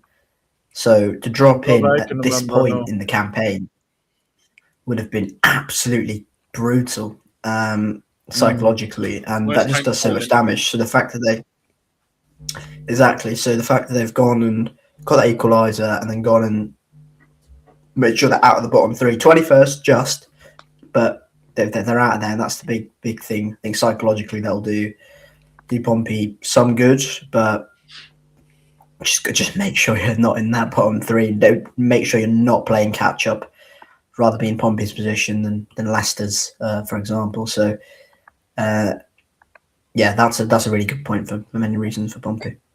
I think their next game is the huge one for me at the minute when they've got to host Oxford. Yeah. So that's going to be a big test of their bottle, I think. Yeah. Absolutely. And yes, Michael, by the way, yes, and it was glorious to see. I've just seen your latest comment. Mm-hmm. Absolutely, it was glorious to see it as well. Let's move on to the game at Kasai Stadium. Oxford rescue a point against Hull City after a 1-1 draw when Bellumi scored after the 4th minute sorry, and I was still finishing eating a little bit there until Cameron Baggett scored from the penalty spot as well to continue their fine run of form as well against Spurs, but they still remain in the relegation zone. But is this a good point for Oxford despite they went, Matt Bluefields have now taken 11 points from the last 6 games? I'd say it is. I'd say it's a good point. I think that I don't think it's a bad point. I don't think it's a terrible point for Hull either. When you're away at a team that's battling for their lives, it's still. Southampton's obviously now got the game in hand, but they've got to play Wrexham as well on Tuesday. So I don't think for Hull it's a bad point, but I think for Oxford it's a pretty solid one, and they had chances to win it as well. So I don't think Oxford will be too disappointed with it. And the good thing from, Andy was kind of alluding to earlier with Portsmouth, I think if you look at it from Oxford's point of view, at one point they were like 7-8 points adrift. And now they've clawed that gap up back to just 1. And you look at how they've got. So I've just seen Chris's comment. That Borough fan punching his bonnet was comedy gold. To be fair, that is the sort of thing I would do. So I actually did a radio show with him a couple of years ago. It's part of like a Newcastle Sunderland Borough thing. So he was actually a pretty sound lad, to be fair. But no, anyway. So I think with Oxford, Portsmouth away, then you got Watford at home. But then obviously the couple of games after that then you got Derby away, then you got Wrexham at home. Sheffield Wednesday at home, same principle as with Leicester. You've got to win that. And then Millwall away. So, yeah, I think it's a solid enough point for Oxford as long as they build on it in the next couple of games. But I don't know what any of the other lads think. Cameron Brannigan. Obviously, for many people who don't know, obviously the Championship review, I'm a Liverpool supporter, so yeah, I've not had a very good day. But it is nice to see one of our own actually scoring. And actually, he's been a very, very key player for Oxford. For years now, yeah. For a long time. A huge point for Oxford. But I think Hull won't be too bothered. I don't think. They're still up there to fight for the playoffs as well. I think it's definitely a good point for Oxford. And that game on Monday is absolutely huge against Pompey. I don't think it's a must not lose for either team, but it's probably like must not lose for either of them. So, going to be very, very interesting to see how that unfolds. But in terms of that game against Hull yesterday, they had chances. Hull had chances as well, but I think a draw was probably fair, probably the right result in the end. Annie? But from a Hull perspective, I'd agree with the guys. It's not a bad point because Oxford are playing quite well. They're in a good bit of form, and you've got that Southampton and Wrexham are playing each other. So that's a thing for Hull. So yeah, it's probably not the worst point in the world, that actually. So I'd agree with everything. Not a bad point either. Just keep ticking along, and Oxford is point against the playoff chasing team in the playoffs in 5th. I'll take that all day long. So yeah, that's a good point. Keeps them both. I think for Hull, the big thing is, can you keep one of the teams at arm's length? And that's the big thing, because you've got two teams sort of chasing you pretty hard, and one of them stay above one of them somehow, and Hull have got it in them. Can you see who they got next as well?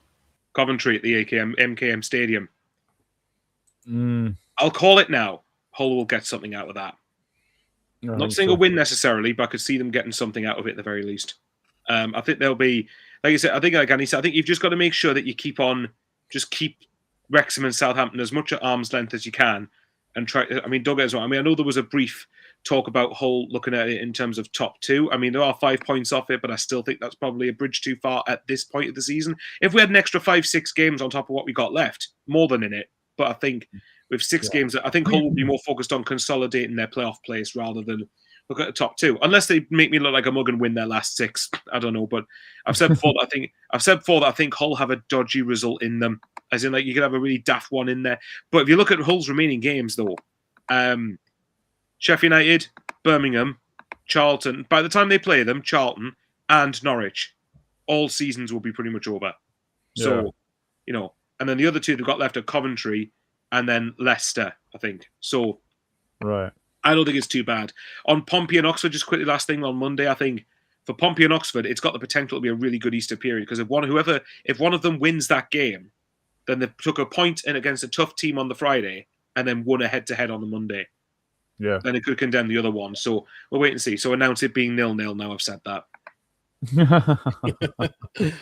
Absolutely, yeah. All right, let's go on to the game at Leicester Road. And pretty much after Watford's lacklustre, slim hopes of seeing it into the playoff is over after the loss 2-1 to QPR.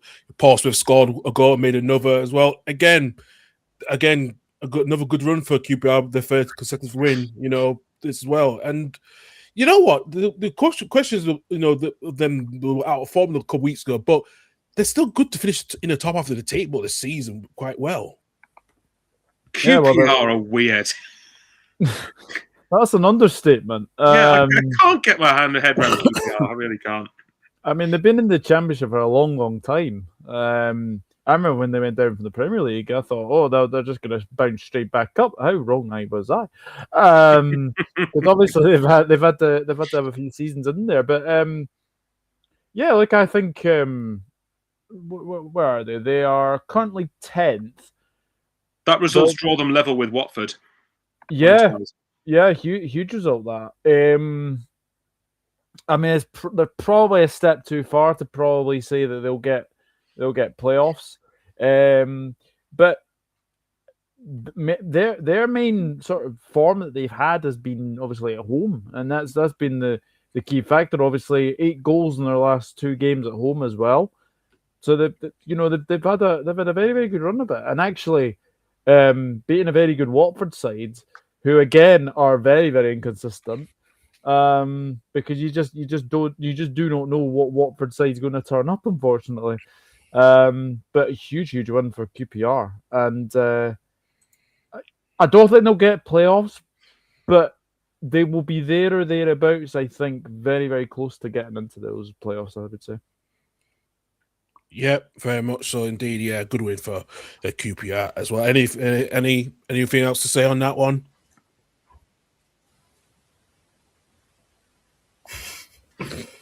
But both seasons are probably over. No, I think that's probably the general consensus. Yeah.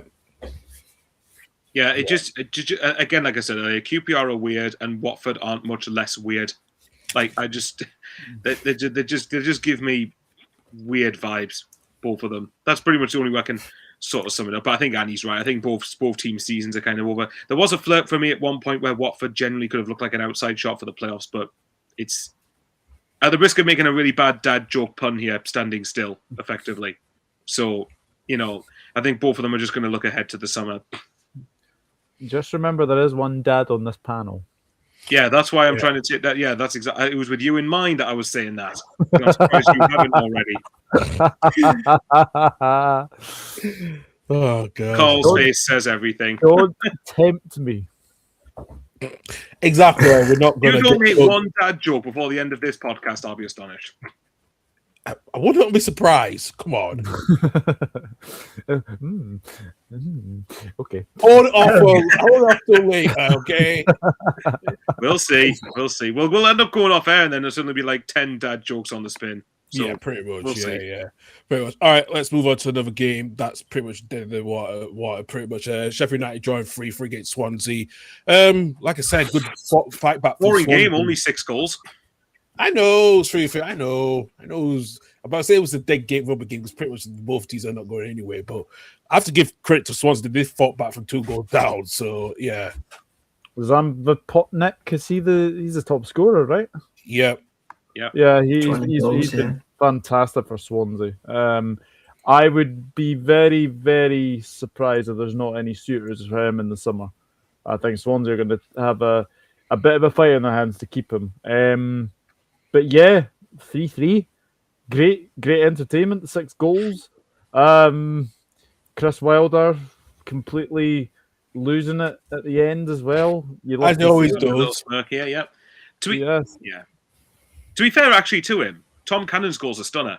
And I've only been a pretty big fan of Tom Cannon for a while, but like it is a really good goal. And obviously, of course, Chris Wilder will be annoyed as anyone would to lose from 2 points from being 3-1 up. My concern, I want to know what you guys think, because obviously for Swansea, I think it's going to be, is it another sort of season where they kind of end okay-ish, but then look ahead to next season with loftier ambitions, but then time will tell on that one. But I want to ask about Sheffield United here, because my concern with going forward with Sheffield United is next season parachute payments are gone, and they're going to become one of the... Am I right in saying that? I think it's 2 years you get parachute payments. 2 years. If you go up and come straight back down, I think if you've been in the Prem for a couple of years. Yeah, I think it's so. Say for example, Wolves next season, would Wolves get 3? I think since they've been in the Prem for like 3, yeah. Okay, that right. I'm just checking to make sure I got that right. So yeah, for Sheffield United, I'll be a bit not worried for them. Obviously, of course, Sheffield United will probably be able to have some money to spend, I would imagine. But and they've obviously got some Wilder, who I think probably would be the best fit for them. But I do wonder how much of the lack of parachute payments will that impact their business. Are they going to get that? Are they going to accept the fact that at some point you probably will have to make a big sale in order to reinvest? And that's not just a Sheffield United thing. That's down the pyramid, as Doug and Karl both know. There's Premier League clubs that even have to do that. So it's going to be. We all know those payments will be bleeded out then. Yeah, okay. There you go. What did I tell you? Yeah. What did I tell you? He didn't even last another 5 minutes after I said that. It was at least a minute and a half. Oh, there you go. Then that's a quick record. But yeah, I just wonder with Sheffield United though, because obviously Sheffield United's best chance for me was last season to get promoted. I'm not saying they didn't have a chance this season, but like, and you look at this season, obviously he's hiring Sayers. I mean, they were what 0 points after the first 6 or so games, and it took Wilder a couple more games to really start to clean up the mess that was left behind. So he's just been sacked again, isn't he? Has he? I wouldn't be shocked. Yeah. I see. I'm pretty sure I've seen something. He's just been sacked in the La Liga or the Spanish second division in Spain, I think it was. Yeah. But what do you guys think? Because I'm intrigued to see what happens with Sheffield United this summer now that they're going to transition to being a non-parachute club. I mean, had they kept Ruben Sellers, I was honestly saying this. I think they were going to go down. Steel City derby in League One. Imagine. So imagine that. Yeah. Because there was a time earlier in the season where you had Sheffield Wednesday bottom and then Sheffield United 23rd. Yeah. Were they just having our team is worse than yours derby? But it's a funny one with Sheffield United. I mean, Gustavo Heimer is a player I've kept my close eye on because there's been a lot of speculation about him potentially if he was going to move on. Because obviously we know how good he was at Coventry. I think the fact is as well, Sheffield United are. I'm kind of glad they're not going up because like last season, yes, they were unlucky not to go up with 90 plus points. You know, they were very, very unlucky not to go up. This season, complete disaster. Especially with obviously Ruben Sellers going in there, starting off really, really poorly, and then look what's going to happen. Look what's going to happen this season as well. Not going to get playoffs. As Michael says, the parachute payments are going to be well and truly over. I think it could be a really tricky season for them next season. To answer your question, sorry, Doug, just to add to what you said about Gustavo Heimer, he's got a year left on his contract after this season. So does there come a point where, because wasn't there links to Leeds, I think, last summer? Yeah, Leeds. I'm sure Karl can vouch for I don't know how much substance there was in those leaks. I don't know whether it's because, as you put, when you get into the Prem, a lot of the BS articles and rumours, all that, it just goes up to 11, effectively. No worries, Karl. Just seeing your private message. But yeah, I was going to say, I think it would get the point for me with Sheffield United where Gustavo Heimer, if there's an offer for him, they'd have to entertain selling him. I think get a bit of money for him and then sort of reinvest him there. He could be the one that they might have to sell on potentially, or Tom Cannon, or one of the strikers. Yeah. I mean, to be fair, I would say that, I mean, if you look at up front, I mean, their options up front, I mean, was it Tyrese Campbell, Tom Cannon, Patrick Bamford?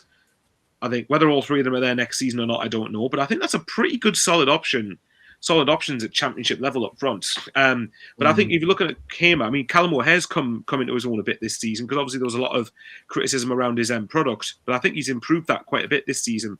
So I would say that I think if you have him, I mean, I know him. I mean, I don't know if they're exactly the same type of player, but I just think if you're looking at Heimer, I think there's an opportunity there to really make a sale for him. Actually, it would be quite a funny story. Coventry get promoted, re-sign Gustavo Heimer. I don't know. Although I suspect in the Premier League they might probably try and target a bit better. But I like Heimer. I think he is a really good player. But it's just something I would say. I mean, Chris put the point in the chat saying the top three are non-parachute payment clubs. Maybe it's overrated. I would say that this season for me is more of the exception than the rule when it comes to it. Parachute clubs generally tend to be at the very top of the championship. And there is still a world where Ipswich gets second and Southampton could win the playoffs. And you still have two parachute payment clubs going up. So I don't know. It would just be a very interesting, I don't know. I think it's an interesting summer for Sheffield United. Annie, have you got anything to add on it? Can I ask you guys actually just, sorry, Yes, Zam Vapotnik, do you think he stays at Swansea? Depends on what his contract situation is like or what his ambitions are. Let me have a quick look. He's signed a contract, this new contract, this sort of past month or so. Has he? Right. I think, I'll double check. I think he'll go. I think he'll get maybe abroad, maybe something like that. Yeah, you're right by that. And he's right, by the way. Yeah, it was a couple of weeks ago. So yeah, he's under contract for another 4 years. Oh, right. So that's quite smart from Swansea if he goes there. That'll have some sort of release clause in it, though, surely. Because if he's just signed a new contract, then in the middle of this hot season he's having, I think there's something surely has been put into that. You can go if this offer comes in or something. Well, that's what I mean. Because they could probably get around 15-20 million for him, maybe more. You know, there's no reason why you can't be looking at that figure. And I think Swansea fans will probably want a bit more than that, to be fair, given the form he's in, the contract he's on. What a pickup by Swansea as well, because I think he was signed a couple of years ago on a free from Bordeaux. It was a bit of a punt. He had a good record at Bordeaux, but they had their own financial problems, so he had to go on a free. And what a signing! He had that time last season, and this season he's been. Really, then, if you're a non-parachute team, Bristol City, that's the sort of team, that's the sort of signings you should be making. That's the sort of thing you should be doing in terms of building up assets, building stars, and so fair play to Swansea. If they sell him for 20, 25 million, whatever it is, this window, this upcoming window, then they'll absolutely deserve it because that's exactly what they deserve. Yeah, Finn1131. Good evening, Finn. Evening, Mr. Bowers. See you lot next season. Sunderland have shown the way. PUSB. Yeah, play up Sky Blues as it's known as. Well, Finn, don't worry, we haven't come on to Coventry yet, but we will do shortly enough. Annie, have you got anything to add on Sheffield United before we move on to the next fixture? Because it's going to be a fascinating summer with the parachute payments not being there anymore. Yeah, you'd still expect them to be sort of up there, wouldn't you? You'd still expect them to be Playoffs, certainly. a really good non-parachute team with Chris Wilder as well. So I suppose, but they still have the capacity to build a really good squad. They've still got the basis of a really good squad. And the problem is because they've underachieved, and so many of their players that were so good last season have sort of fallen off. I'm thinking particularly Harrison Burrows. Players who could have been real stars for them, and if individuals had good seasons and if they were taken about and Sheffield United didn't get promoted and stuff like that, then I think you'd have a bit more of an art problem. But because so many players have underperformed, you could be going, you know what, they might actually keep some of these players. That's a good thing or not? Debatable. I don't know if anyone is anyone watching the Southampton Arsenal game, because I've just seen the Southampton the background. The woodwork. I'm watching it on iPlayer, mine, so my stream might be a minute behind. But yeah, I have got it on. But yes, to answer to quick, yeah. So sorry, Finn. Yes, we will most likely be seeing you next season. I'll say this for Karl, maybe while he's eating, to give him a chance to actually, fill his stomach up a bit. We were going to ask about Gus Hamer, didn't we? Yeah, actually, good point. Forgot. See, that's how my memory's like a sieve. Yeah, Karl, how substantive were the rumours linking Leeds to Gustavo Hamer? Basically, the reason we're asking is because I made the point about how will Sheffield United be in a point now no longer having parachute payments next season that they might have to sell maybe a key player. So I was interested to know, because we're looking at Gustavo Hamer because he's got a year left on his contract. Next year is the last year on his Sheffield United contract. How substantive were the links to Gustavo Hamer? Was it just like usual Premier League nonsense in terms of, we'll just throw a name out there and just link him randomly to get attraction, or was there something in it, do you think? There was kind of something in it, to be quite honest. There was kind of something in it. And to quite honest with you, and listen, it was not surprising that Sheffield United rejected the offer.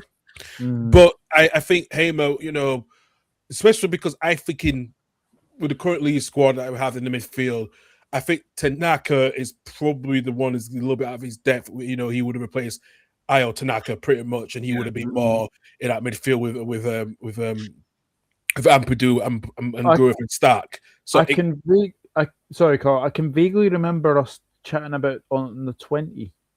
Yeah, we did. We talked about it on the 20. So there was something in with that one, but again, nothing came to fruition. But there was something into that, and I think it wouldn't be surprised if, where Leeds are going to be this season, where they are after the summer, where they're going to be are.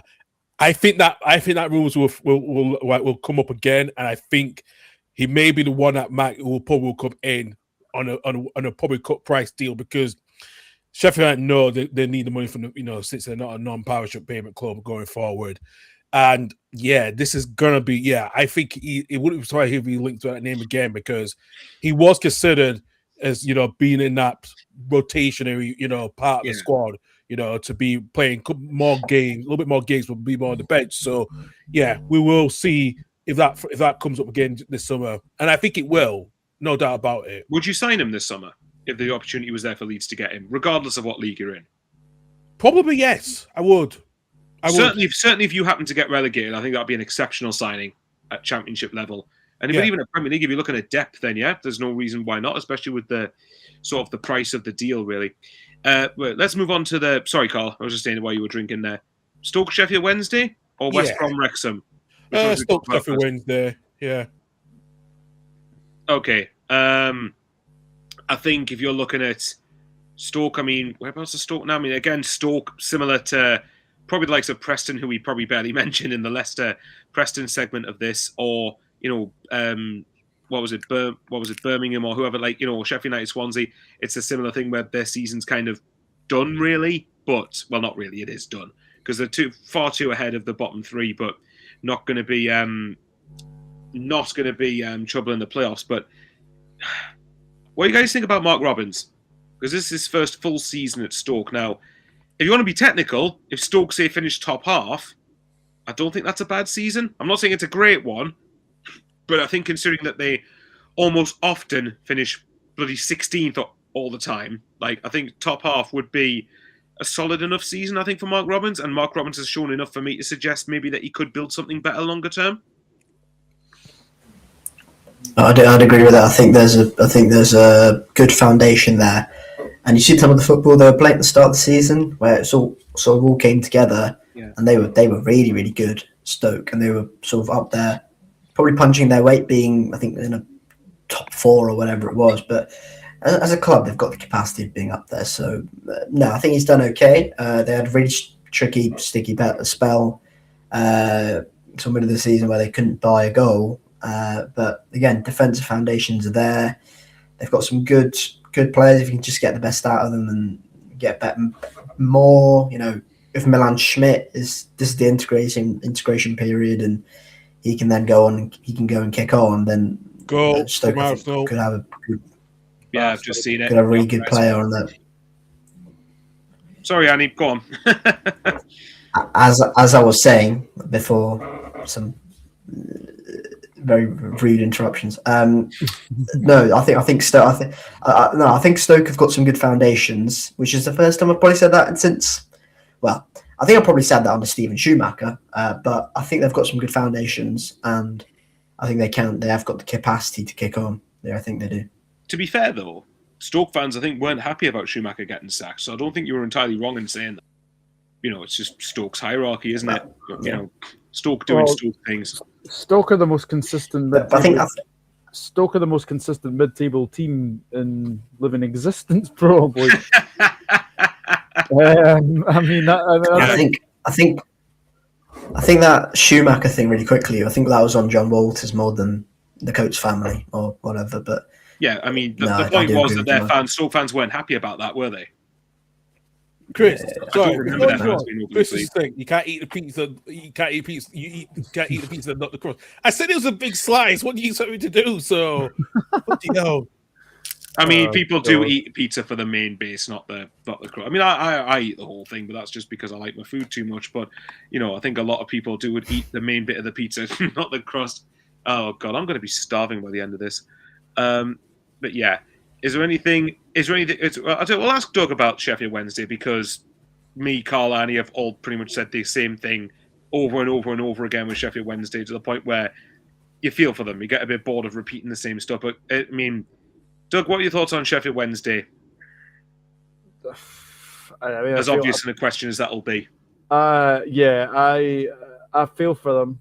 Again, those points deductions. I feel for obviously the ownership. That's been a big problem. Getting Chanziri out of there, they needed to do that. Hopefully they get a buyer very, very soon, because it's really sad seeing Sheffield Wednesday in this predicament. Obviously they'll be going down to League One, but it'll be interesting to see how well they will do in sort of League One. But I'm just looking forward to that game against Leicester on Monday, because that's a game they should aim to get something from. How bad is that from Leicester's point of view, by the way? It would be hilarious, to say the very, very least, but don't put it beyond the realms of impossible. No, I wouldn't. I'm sure Anne will be laughing. We'll be laughing all the way to the bank there. Maybe Anne should just put a bet on and just go, right, I'm confident that we're going to lose, so let's put like 50 quid on Sheffield Wednesday beating Leicester, and then just make a shit ton of money from it. Yeah, I agree. Yeah. No, but yeah, I completely echo the sentiments of what you were saying about Sheffield Wednesday, but it's stuff I've said loads of times, and I'm pretty sure people are bored of me saying it. Shall I keep going, Karl? Do you want me to keep going so you can eat? Yeah, I love the way he's going. Yes, keep going, please. All right, then. Well, let's get on to... Right, so we've got 3 more games, haven't we, to talk about? Okay, then. So let's go to the Hawthorns. So we have West Brom 2... West Brom 2... I was going to say Leicester 2 there. West Brom 2, Wrexham 2. George Dobson involved in this game, from what I'm seeing on the match report. Scores an own goal and scores the equaliser. So, yeah... what do you guys think about it? I think first and foremost, I think West Brom has been on a really good run of form the last couple of games. Their confidence will have been up. It will have improved quite a bit. For Wrexham, I think being 2-0 down away at West Brom, we've already kind of said really that the quality West Brom's got shouldn't really be similar to Leicester, but probably not as tumultuous. But West Brom shouldn't be down where they are for me. But I think from Wrexham's point of view, I think from 2-0 down, given how good West Brom looked in the first half, I think Wrexham have got to be pretty content with that. And I will say, Josh Windass, what a finish. Yeah, great finish. Great penalty. Please celebrate, Josh. Yeah, it was a tale of the two Joshes, wasn't it? Josh Madja and Josh I love that. I think they were joshing it out. George Jobson, obviously, that was interesting game for him. Obviously, scoring the own goal to put West Brom 1-0 up. Obviously, getting the equaliser was very, very good. But I've got to say, the save from Donkwo right at the end, saving 2 precious points for Wrexham was very, very good. What a save that was. Annie, what do you think? Well, about the whole game, I mean, more so. Yeah, because game state matters, obviously, because 2-0 down, that's a good point at that point for Wrexham, and it's a disappointment for West Brom. But in the grand scheme of things, I think that's an okay. I think similar to Hull Oxford, I think it's an okay point. I think it's an okay point for both teams because again, West Brom have just hit a bit of form, and Wrexham are really motoring along, and they really look like they could get into the playoffs. So no, I think that's a good point for both. I don't know about you guys, but I think from a West Brom perspective, you'd hope that doesn't sort of completely derail their confidence. And, they haven't won a game from 2-0 up. And this West Brom team have been fragile this season under Eric Ramsey and Ryan Mason. So you'd hope that they don't sort of completely, their confidence goes. I don't think it will. And I think James Morrison will ensure that it doesn't. But I think that would be the hope for Albion fans. I think to add to that, you're looking at, again, I go through everyone's fixtures like there's no tomorrow, but you look at Monday, I think, for West Brom, Blackburn away, pretty big game, as I mentioned, from Blackburn's point of view. I think that's a must-not-lose game. I think if you get something out of that, then fair enough. Millwall at the Hawthorns, okay, let's assume you lose that for a moment because they will lose a game or two in there. But then you got Preston, and then Watford, and then Ipswich, of course, by that point, you don't know what their state's going to be in terms of automatic promotion. But then you got Sheffield Wednesday, last game of the season. So I would suspect, even if you, worst case scenario, if you offered West Brom fans being 2-3 points above the bottom 3 going into the last game, given that it's against Sheffield Wednesday, I think they would more than likely take that now.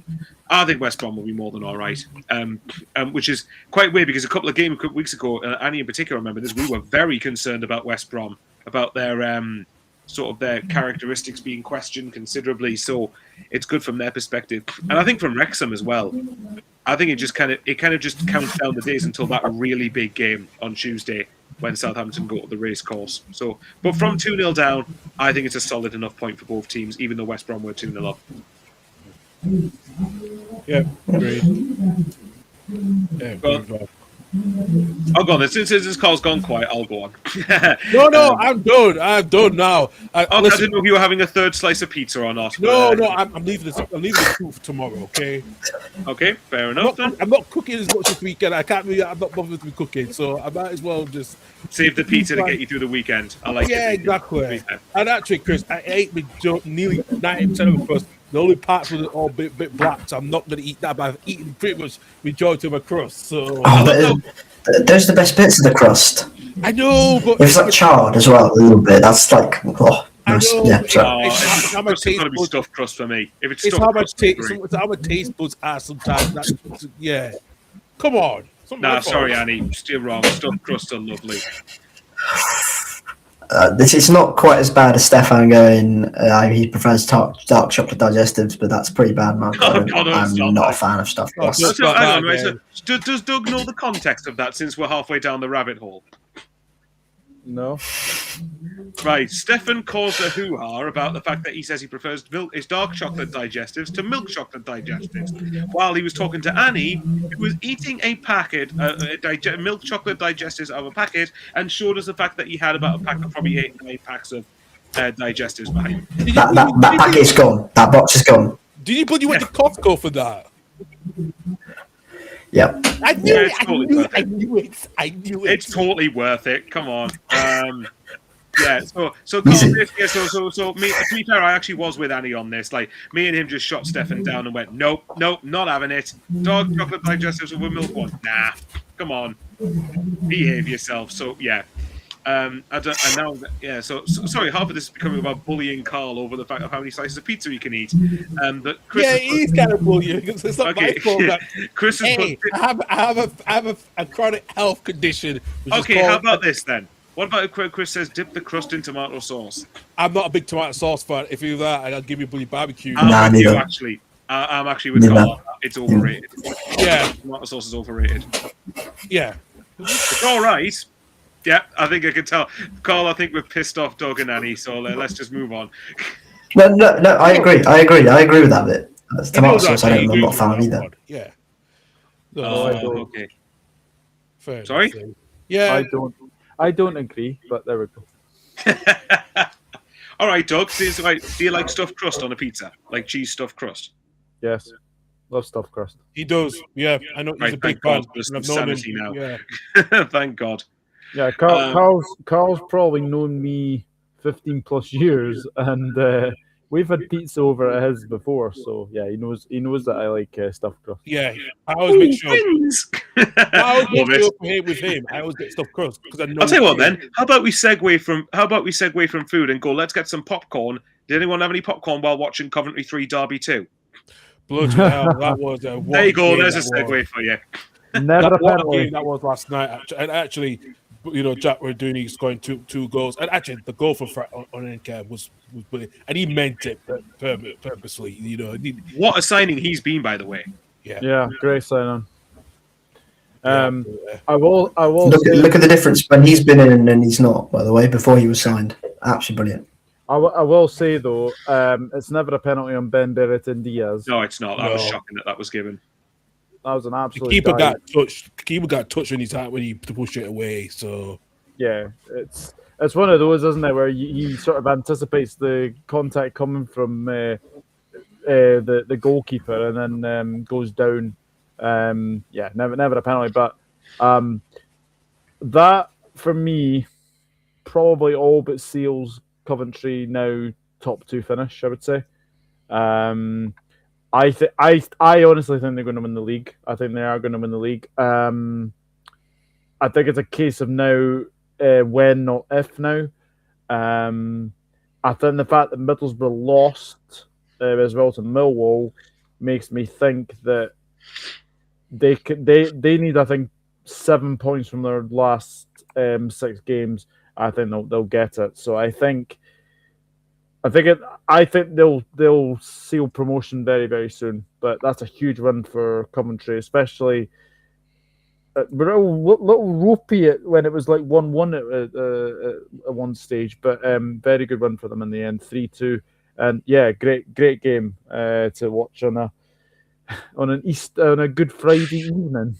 Yeah, what a way to spend. To be fair as well, actually, what was good about them was their response to the penalty. It was almost like 2-2. Minute later, Jack Radoni puts them 3-2 up. So that's and I mean, I'm running out of things to sort of say. I mean, I've said it all along. I've run out of things to say about Coventry. They've just been that damn good all season, and and I've said before, I think it's quite good that Lampard's getting his reputation back up a little bit from a manager point of view, because I think some of the opinions on him as a manager before going to Coventry, or head coach rather, I think have been very, very harsh. I don't think have been very fair, if I'm honest. But I think the only time he's really properly failed was the season at Chelsea when he was actually given money to spend. But weirdly, I think at Everton he did a solid enough job given what was happening at that club at the time. I think he obviously did pretty well at Derby. I know obviously there was a lot of the team Derby had in his first year, but that was his first managerial job as well. We forget that. And he was one win away from the Premier League. So I think from Lampard's point of view, You could say it was a Frank Lampard derby. I've just realised. There you go. Just have a random name for a derby that's totally irrelevant. But yeah, I think, and that's a good win as well, by the way, because Derby are not a bad side, as we know. I mean, in fact, actually on Derby, I remember. If you guys remember when we did the season preview, and I remember very clearly, we all did, I think it was at Reese who said that he thought Derby would get relegated. Yeah. And we all kind of went, nah, no way. Not unless they have something like a really, really horrendous season, like no. But so and obviously Ben Brent Diaz, obviously he's got a couple of goals, and Derby are still. Let me check how many points Derby are off the playoffs. Okay, so 4. So Derby are still well within the mix of the playoffs, especially with Wrexham and Southampton playing each other. So from Derby's point of view, I don't think they'll lose too much sleep over it as long as they do well in their games coming up. But from Coventry, I think the most they need now is 8 points to guarantee automatic promotion. Fun in the chat saying 86 points gets Otto's, 89 to 92 points title. Yeah, I think 90 points is a good target to go for. Yeah. I think that they'll get it. They'll get it, isn't it? And I think one of their games is, again, I think they've got Hull away, obviously, on Monday. So even if, because I've said I think that Hull might get something out of that. But even then, they've got Sheffield Wednesday. Sorry, I'm picking on Sheffield Wednesday a lot tonight. But they've got Sheffield Wednesday at home next Saturday. So, like, you know, I think, what do they need probably to get the title? At most 2 wins. I would say two wins, maybe 2 draws. I would say. Yeah. And they've got the fixtures to do it, haven't they? They've got to play Sheffield Wednesday at home. They've got to play Portsmouth at home. Got to play Blackburn away as well. You know, they're going to be there. They'll be fine. Yeah, I think a win and draw will do it for automatics. To be honest. Yeah, I would. Oh no, I'm talking about the title. But yeah. Well, yeah.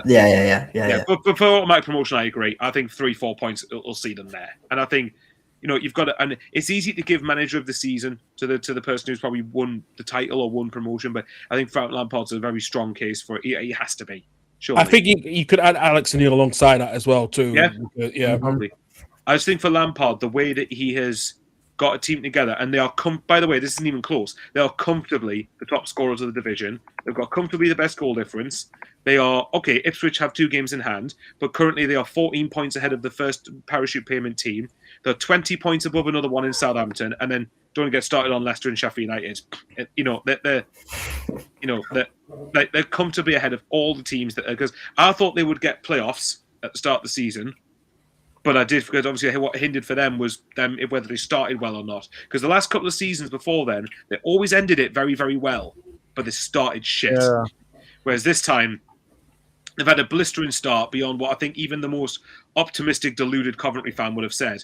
And obviously there was a bit of a... If you guys remember, there was obviously a lot of hoo-ha and talk about, they're wobbling, they're going to throw it away. It's like, nah.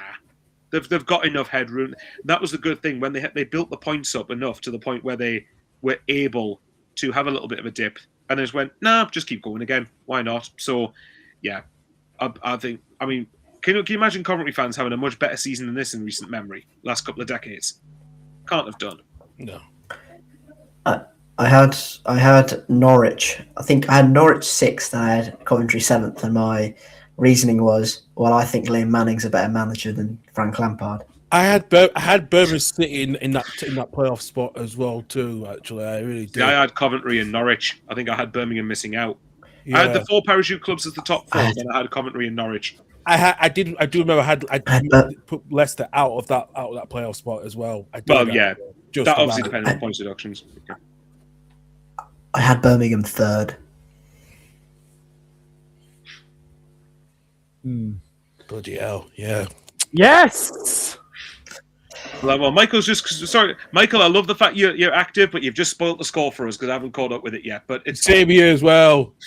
Well, please tell me it's Ross Stewart. Has Ross Stewart gone off? Or is he still off? Oh, he's gone. Right, go on then. Let's have a look. He's shared child. Oh, tell you what, fair play, Southampton. Is Arsenal going to bottle? Tom Fellows, hello. Manager of the month. Tom Fellows, manager of the month. First. Go on. Arsenal going to bottle the. Let me tell you something. No, if they're gonna go out the FA Cup, they're gonna bottle the Champions League. They might have bottled the Champions League as well if they lose the spot in that. But if they lose the spot on Tuesday night, because this, I still think Arsenal will get the. Look at this little drop of the shoulder by Tom Fellows, by the way, in this build-up. Yep. Unbelievable! What a player! Oh, they're checking for offside. Is there VAR in this game? Yeah. Oh, But yeah. I don't think it will count because he's not interfering with the play. I don't know if he's interfering with the No, play. he's not in line with the keeper. He's not in line with Kepa, is he? No, it's not aligned with Kepa. No, he shouldn't be. It shouldn't be disallowed. But no, fair play. Well, fair play, Southampton. I suppose it is relevant. It's the only remaining EFL club now in the FA Cup, so fair enough. Actually, how does this affect Saints if they go through and fixture pile up? Give me a minute. I'll get because who do they play on April? Because when is semi-final weekend? It's the weekend of April 25th, 26th. yeah. So that means their game against Blackburn. How are they going to do this then? They're going hello. Yes. They have to move the Blackburn game forward. Come on. They have to because I'm looking at. Brilliant. Oh yes. Right, right, okay. Well, we've got to remember they already had their game against Ipswich moved to the last week because they were in the FA Cup still. So if they're going to get moved, the Blackburn game is probably going to get moved to between playing Swansea and Bristol City. No, sorry, Southampton and Derby and Swansea. I was going to say. Is that why Andy was rubbing his hands together, going, "Oh, Southampton might get fixture congestion. We might have a chance of going to St Mary's and picking." No. I'm not bothered about that. I'm just here for the excitement. Mess everything up, create chaos. The person is going to be happy he's not even here today. Just realise, actually, hang on. So Southampton could go to Wembley here by the looks of it. Yeah. Imagine they get the playoff final. They get the Wembley like twice. Oh, tell you what. Imagine if Southampton got the winner of West Ham versus Leeds, and then say, okay, Karl's not going to like this, but say they win the semi-final tie, and then they go to the playoff final. They go to Wembley 3 times in like a month. That's going to be. Oh insane. yeah. I know. Thanks for I that. forgot West Ham were Millwall's biggest rival. Yeah, I see Chris's comment. I forgot. I keep forgetting you play tomorrow. Oh God, yeah. Wow. Well, anyway, but quickly on to this one. Yeah. I mean, to end the sort of Coventry segment. I mean, like, can you actually? I think you might. Actually, here's one because one of my mates is a Coventry fan that we sort of voice note message each other on WhatsApp back and forth just to chat about football. And one thing he said that was quite interesting, and actually Matt SB, shout out to him, he's a great YouTuber. Me and him were chatting during the week about this. I think both of them kind of said that as heartbreaking as losing the playoff semi-finals to Sunderland was, do you think that kind of helped them in the longer run? So it set them up for this season, and they've gone up in more emphatic fashion. I think it has. Yeah, definitely. It's hindsight. It's easy to say that now, but it's just something I thought I'd throw into the picture. It's kind of the same thing what Brighton went through a couple of years ago when they missed out, and I think because Anthony Knockout's dad passed away, and all the squad band together with him, and they're all, and they said, "Listen, we're getting promoted," and that was that catalyst point when they lost to Crystal Palace, and that so. What do you guys think? Brentford did it as well, didn't they? Yeah. Because Brentford didn't get automatically promoted, but they got playoffs. They sold Benrahma, Watkins. Why are Southampton in their away kit? It's Southampton's anniversary because remember that away kit that was the one that when they beat Man United. I think it was either they beat Man United or Arsenal in the final back in the 70s. Oh yeah. That's right. I forgot. It looks similar to their one from the Gordon Strachan days, the 03, 02, 04 season, yeah. Yeah. Finn, you're welcome. Do you get it up on the screen? Finn's comment. Yeah, that's what he's just put in. I'll put it on the screen for you. Yeah, it's just quite funny. Oh yes, thanks Sunderland. LOL. You're very welcome. But yeah, so I mean. I think we've all said. I mean, okay, here's one that. Go on, Doug. I think we've all gone off a little bit of a tangent here, obviously, with Southampton scoring against Arsenal. First things first, Coventry will go up in the next couple of weeks, I think. Derby still have an outside chance of getting the playoffs, and I think that'd be a magnificent season for John Eustace, who we all said at the start of the season, didn't we? He's a fantastic manager. Didn't start very well for them, but over the season, you can see what Derby have brought. And Ben Brett and Diaz has been a very good signing for them, for sure. Here's one then. Just quickly on Derby. Sorry, Michael. No, go on, I was just going to say, you mentioned the start of the season, Doug, where they had loads of injury problems, and that was mainly in sort of defense. Well, it was all over the pitch, really. Yeah. But now they've got massive injury problems in attack because I think it's Brewster and Smodics who are two big players for them. They're obviously not quite Morris or Agyemang. Smodics got injured against Czech Republic, wasn't it? Yeah, he did. Yeah. And Brewster's hurt as well. So yeah, that's a bit of a problem with a lack of firepower if for the running. Well, what I was going to say, the last thing on, but yeah, I agree on the point about Derby, and I think if they finish playoffs, I think it'd be an outstanding season. But I'm not surprised they're challenging because John Hughes has helped assemble a side that's good enough to do it, in my opinion. But the last thing on Coventry before we move on to the last fixture, and actually Michael's made a point there. Coventry City team largely built by Mark Robbins, and it's the point I was going to make was linking to Mark Robbins. Actually, remember I said before that one thing you've got to give enormous credit to is Doug King. Because if we're, like I've said loads of times before, and Doug might remember this, if you remember when Mark Robbins was sacked, that was a huge call. Coventry fans were not happy with that. Yeah. And appointing Lampard, given his recent reputation, regardless of my opinion on that, his recent reputation wasn't favourable. And I think then for him to do what he's done, where they were one of the best formed teams in the league, I think last season from when he came in to when they were getting into the playoffs, and then this season he's just carried it on to no end. So. I think Doug King will be thinking, you know what, that it was making a tough call, but the tough call, that's what paid off, and it looks like it's going to bank them at least a couple of £100 million probably. So, yeah, fair play to them for that. It's an example before about how if you're a non-parachute club, that's how you've got to run yourselves. You've got to be really smart with your recruitment. You've got to sell at the right time. You've got to reinvest, and even things like putting a big sell on in the Gyökeres deal when he left to go to Arsenal last summer. You know. They got a huge cash injection off that, which meant they probably didn't have to sell anyone. And even looking at some of the loans looking at like two loan players they've signed this season, as Finn's just put. Look at Carl Rushworth and then Fred Onyeka. You know, and then Matt Grimes has been a really good astute signing in the last 18 months or so. So, yeah, fair play to them. Right? Yep. January, wasn't it? January 25.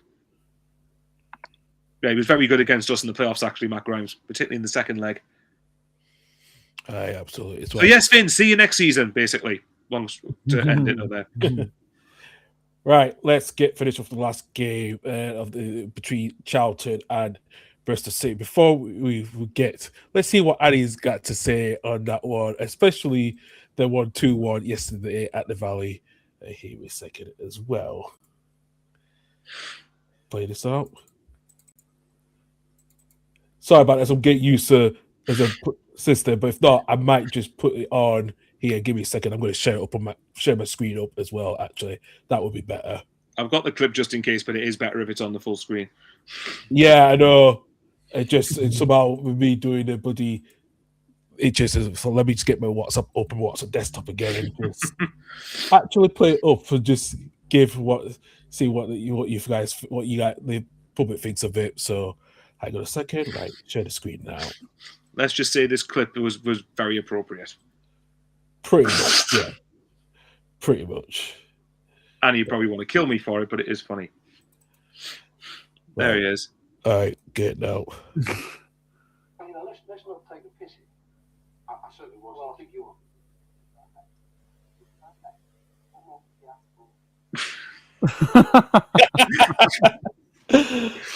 are. He's shaking his head, says it all there.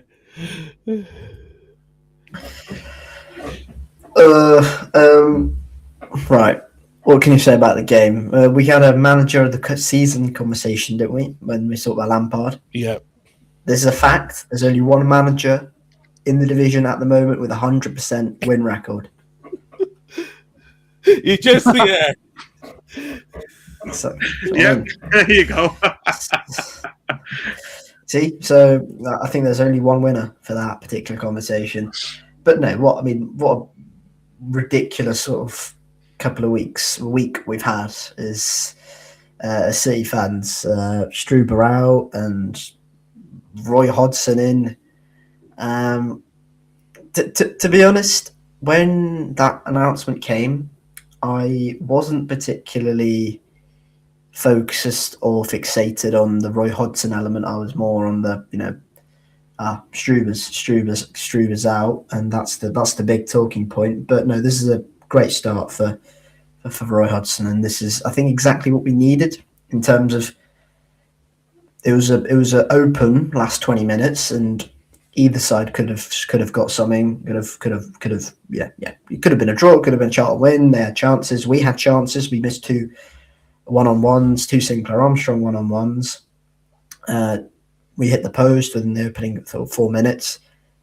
But already you can tell that the players probably weren't having Struber, because we played with a lot more intensity, a lot more confidence on the front foot, took the game to Charlton, really did.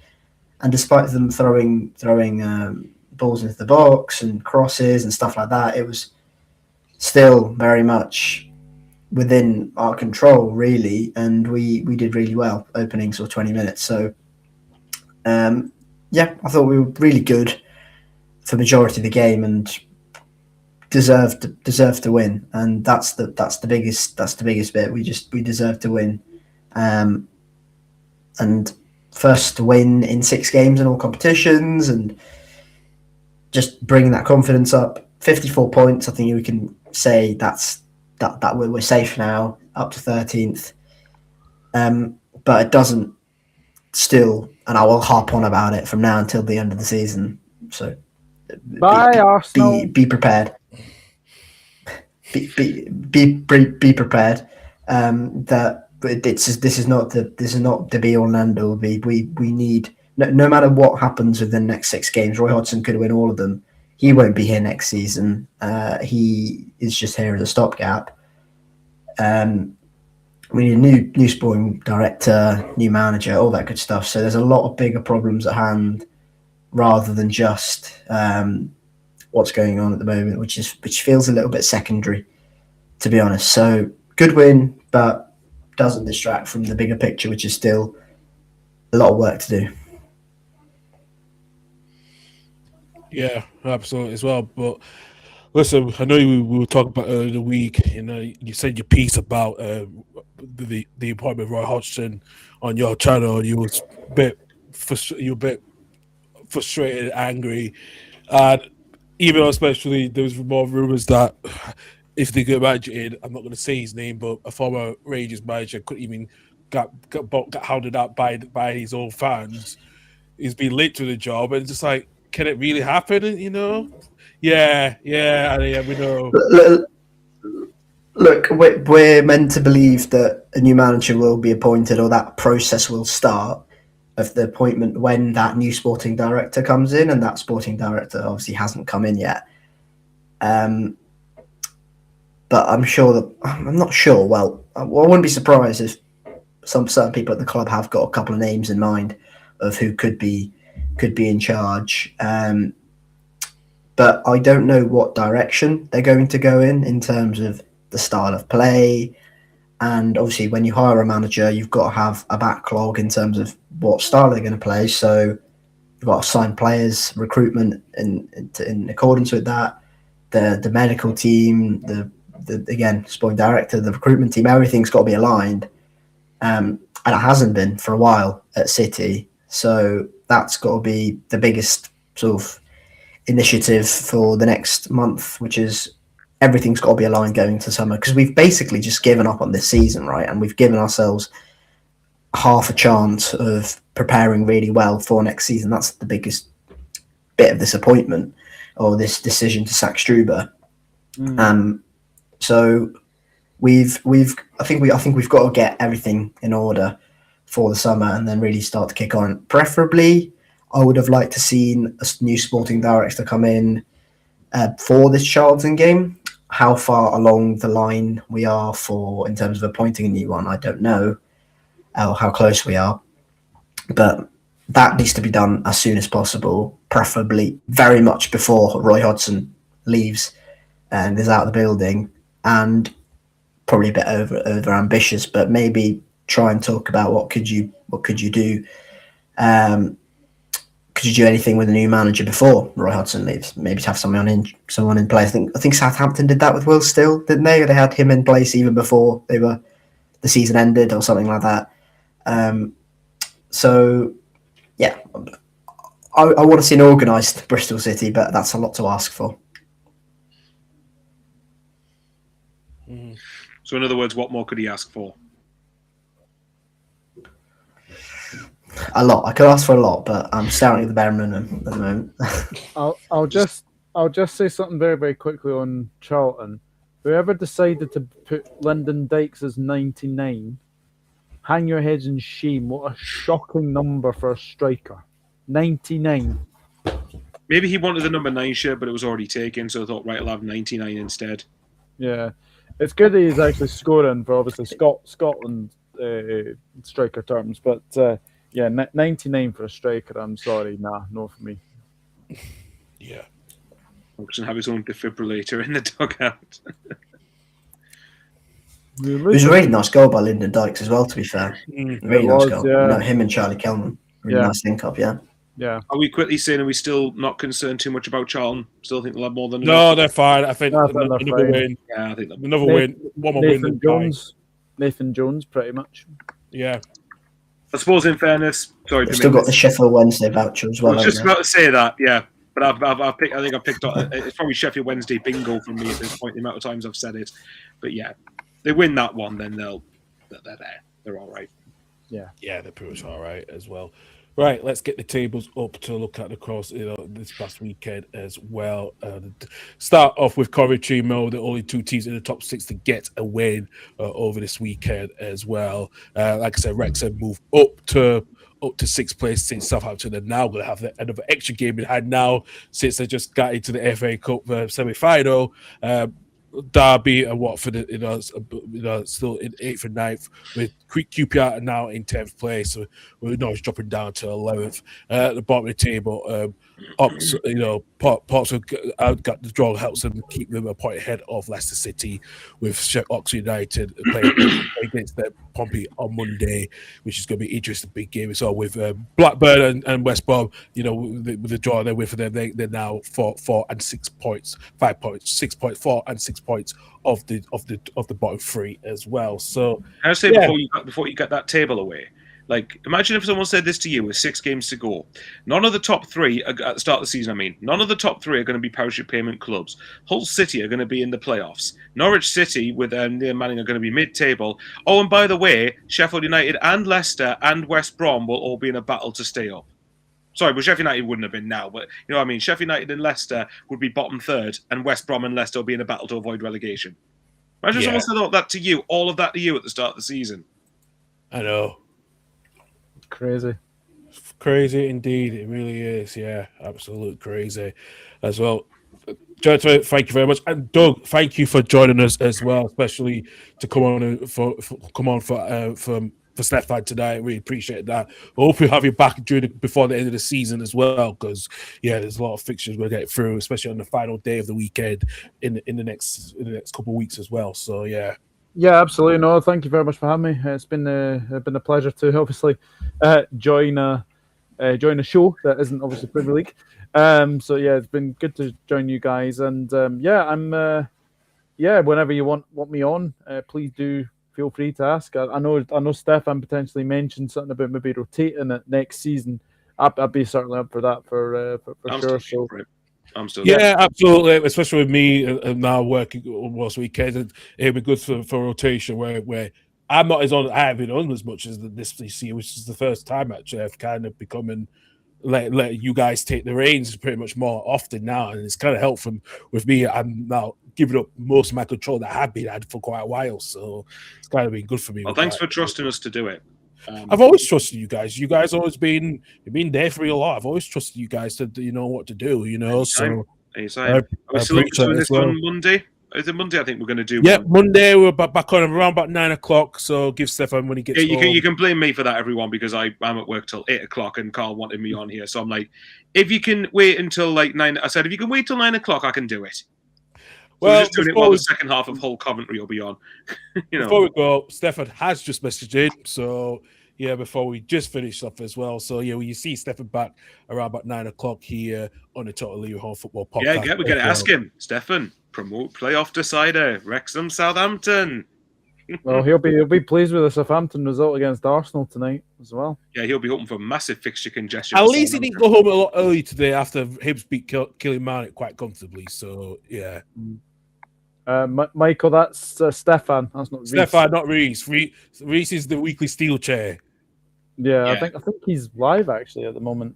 He's busy tonight as well. Actually, Reece. I did speak to him before we finished. We need to meet up with Reece at some point to call him out on his Derby County prediction at the start of the season. That's true. There, that's very, very true. Well, don't worry. I am thinking about getting back. I am going to get him back on once the season's done. I am going to have him back on so we can question him on that one. We'll also see. But no, thanks for doing the show with us, guys. It's been a good one as ever. Cannot wait for Monday as well. Please hit that subscribe button and like the channel, and also I will link all Michael, Annie, and Doug's channel in for the collaborators so you can see them stream on their channel as well too. Appreciate it as well. But like I said, we'll be back on a Monday night at 9 p.m. and then the following Sunday, as I am at work, unfortunately, because I'm until 6. So the usual three suspects, Stefan, Michael, and Annie will be on the next Sunday. Doug, feel free to join me next Sunday if you want. Yeah. Next Sunday. Yeah. For this again, Championship review. Absolutely. Yeah. Yeah. Doug will have it back on. Stefan will set up the stream like on our other stream since he guys don't have access through mine, so which I did set up for Jeanette so Stefan will deal with that next weekend. So I'm taking the weekend off. And I'll be back the weekend after. So yeah. Chat the East Anglian derby and all sorts. I know that'll be a cracking game, that one. Absolutely as well. Thank you for everyone for watching as well. I appreciate it. We'll see you guys back here on Monday night at 9 p.m. where we'll talk about the games all Easter Monday and talk about the upcoming game on Tuesday, especially with Wrexham playing on Tuesday as well against Southampton. So we'll discuss the match preview with Stefan as well. But thank you very much, everyone. We'll see you guys soon. We'll take it for now. So goodbye from us. Take care, everyone. Bye.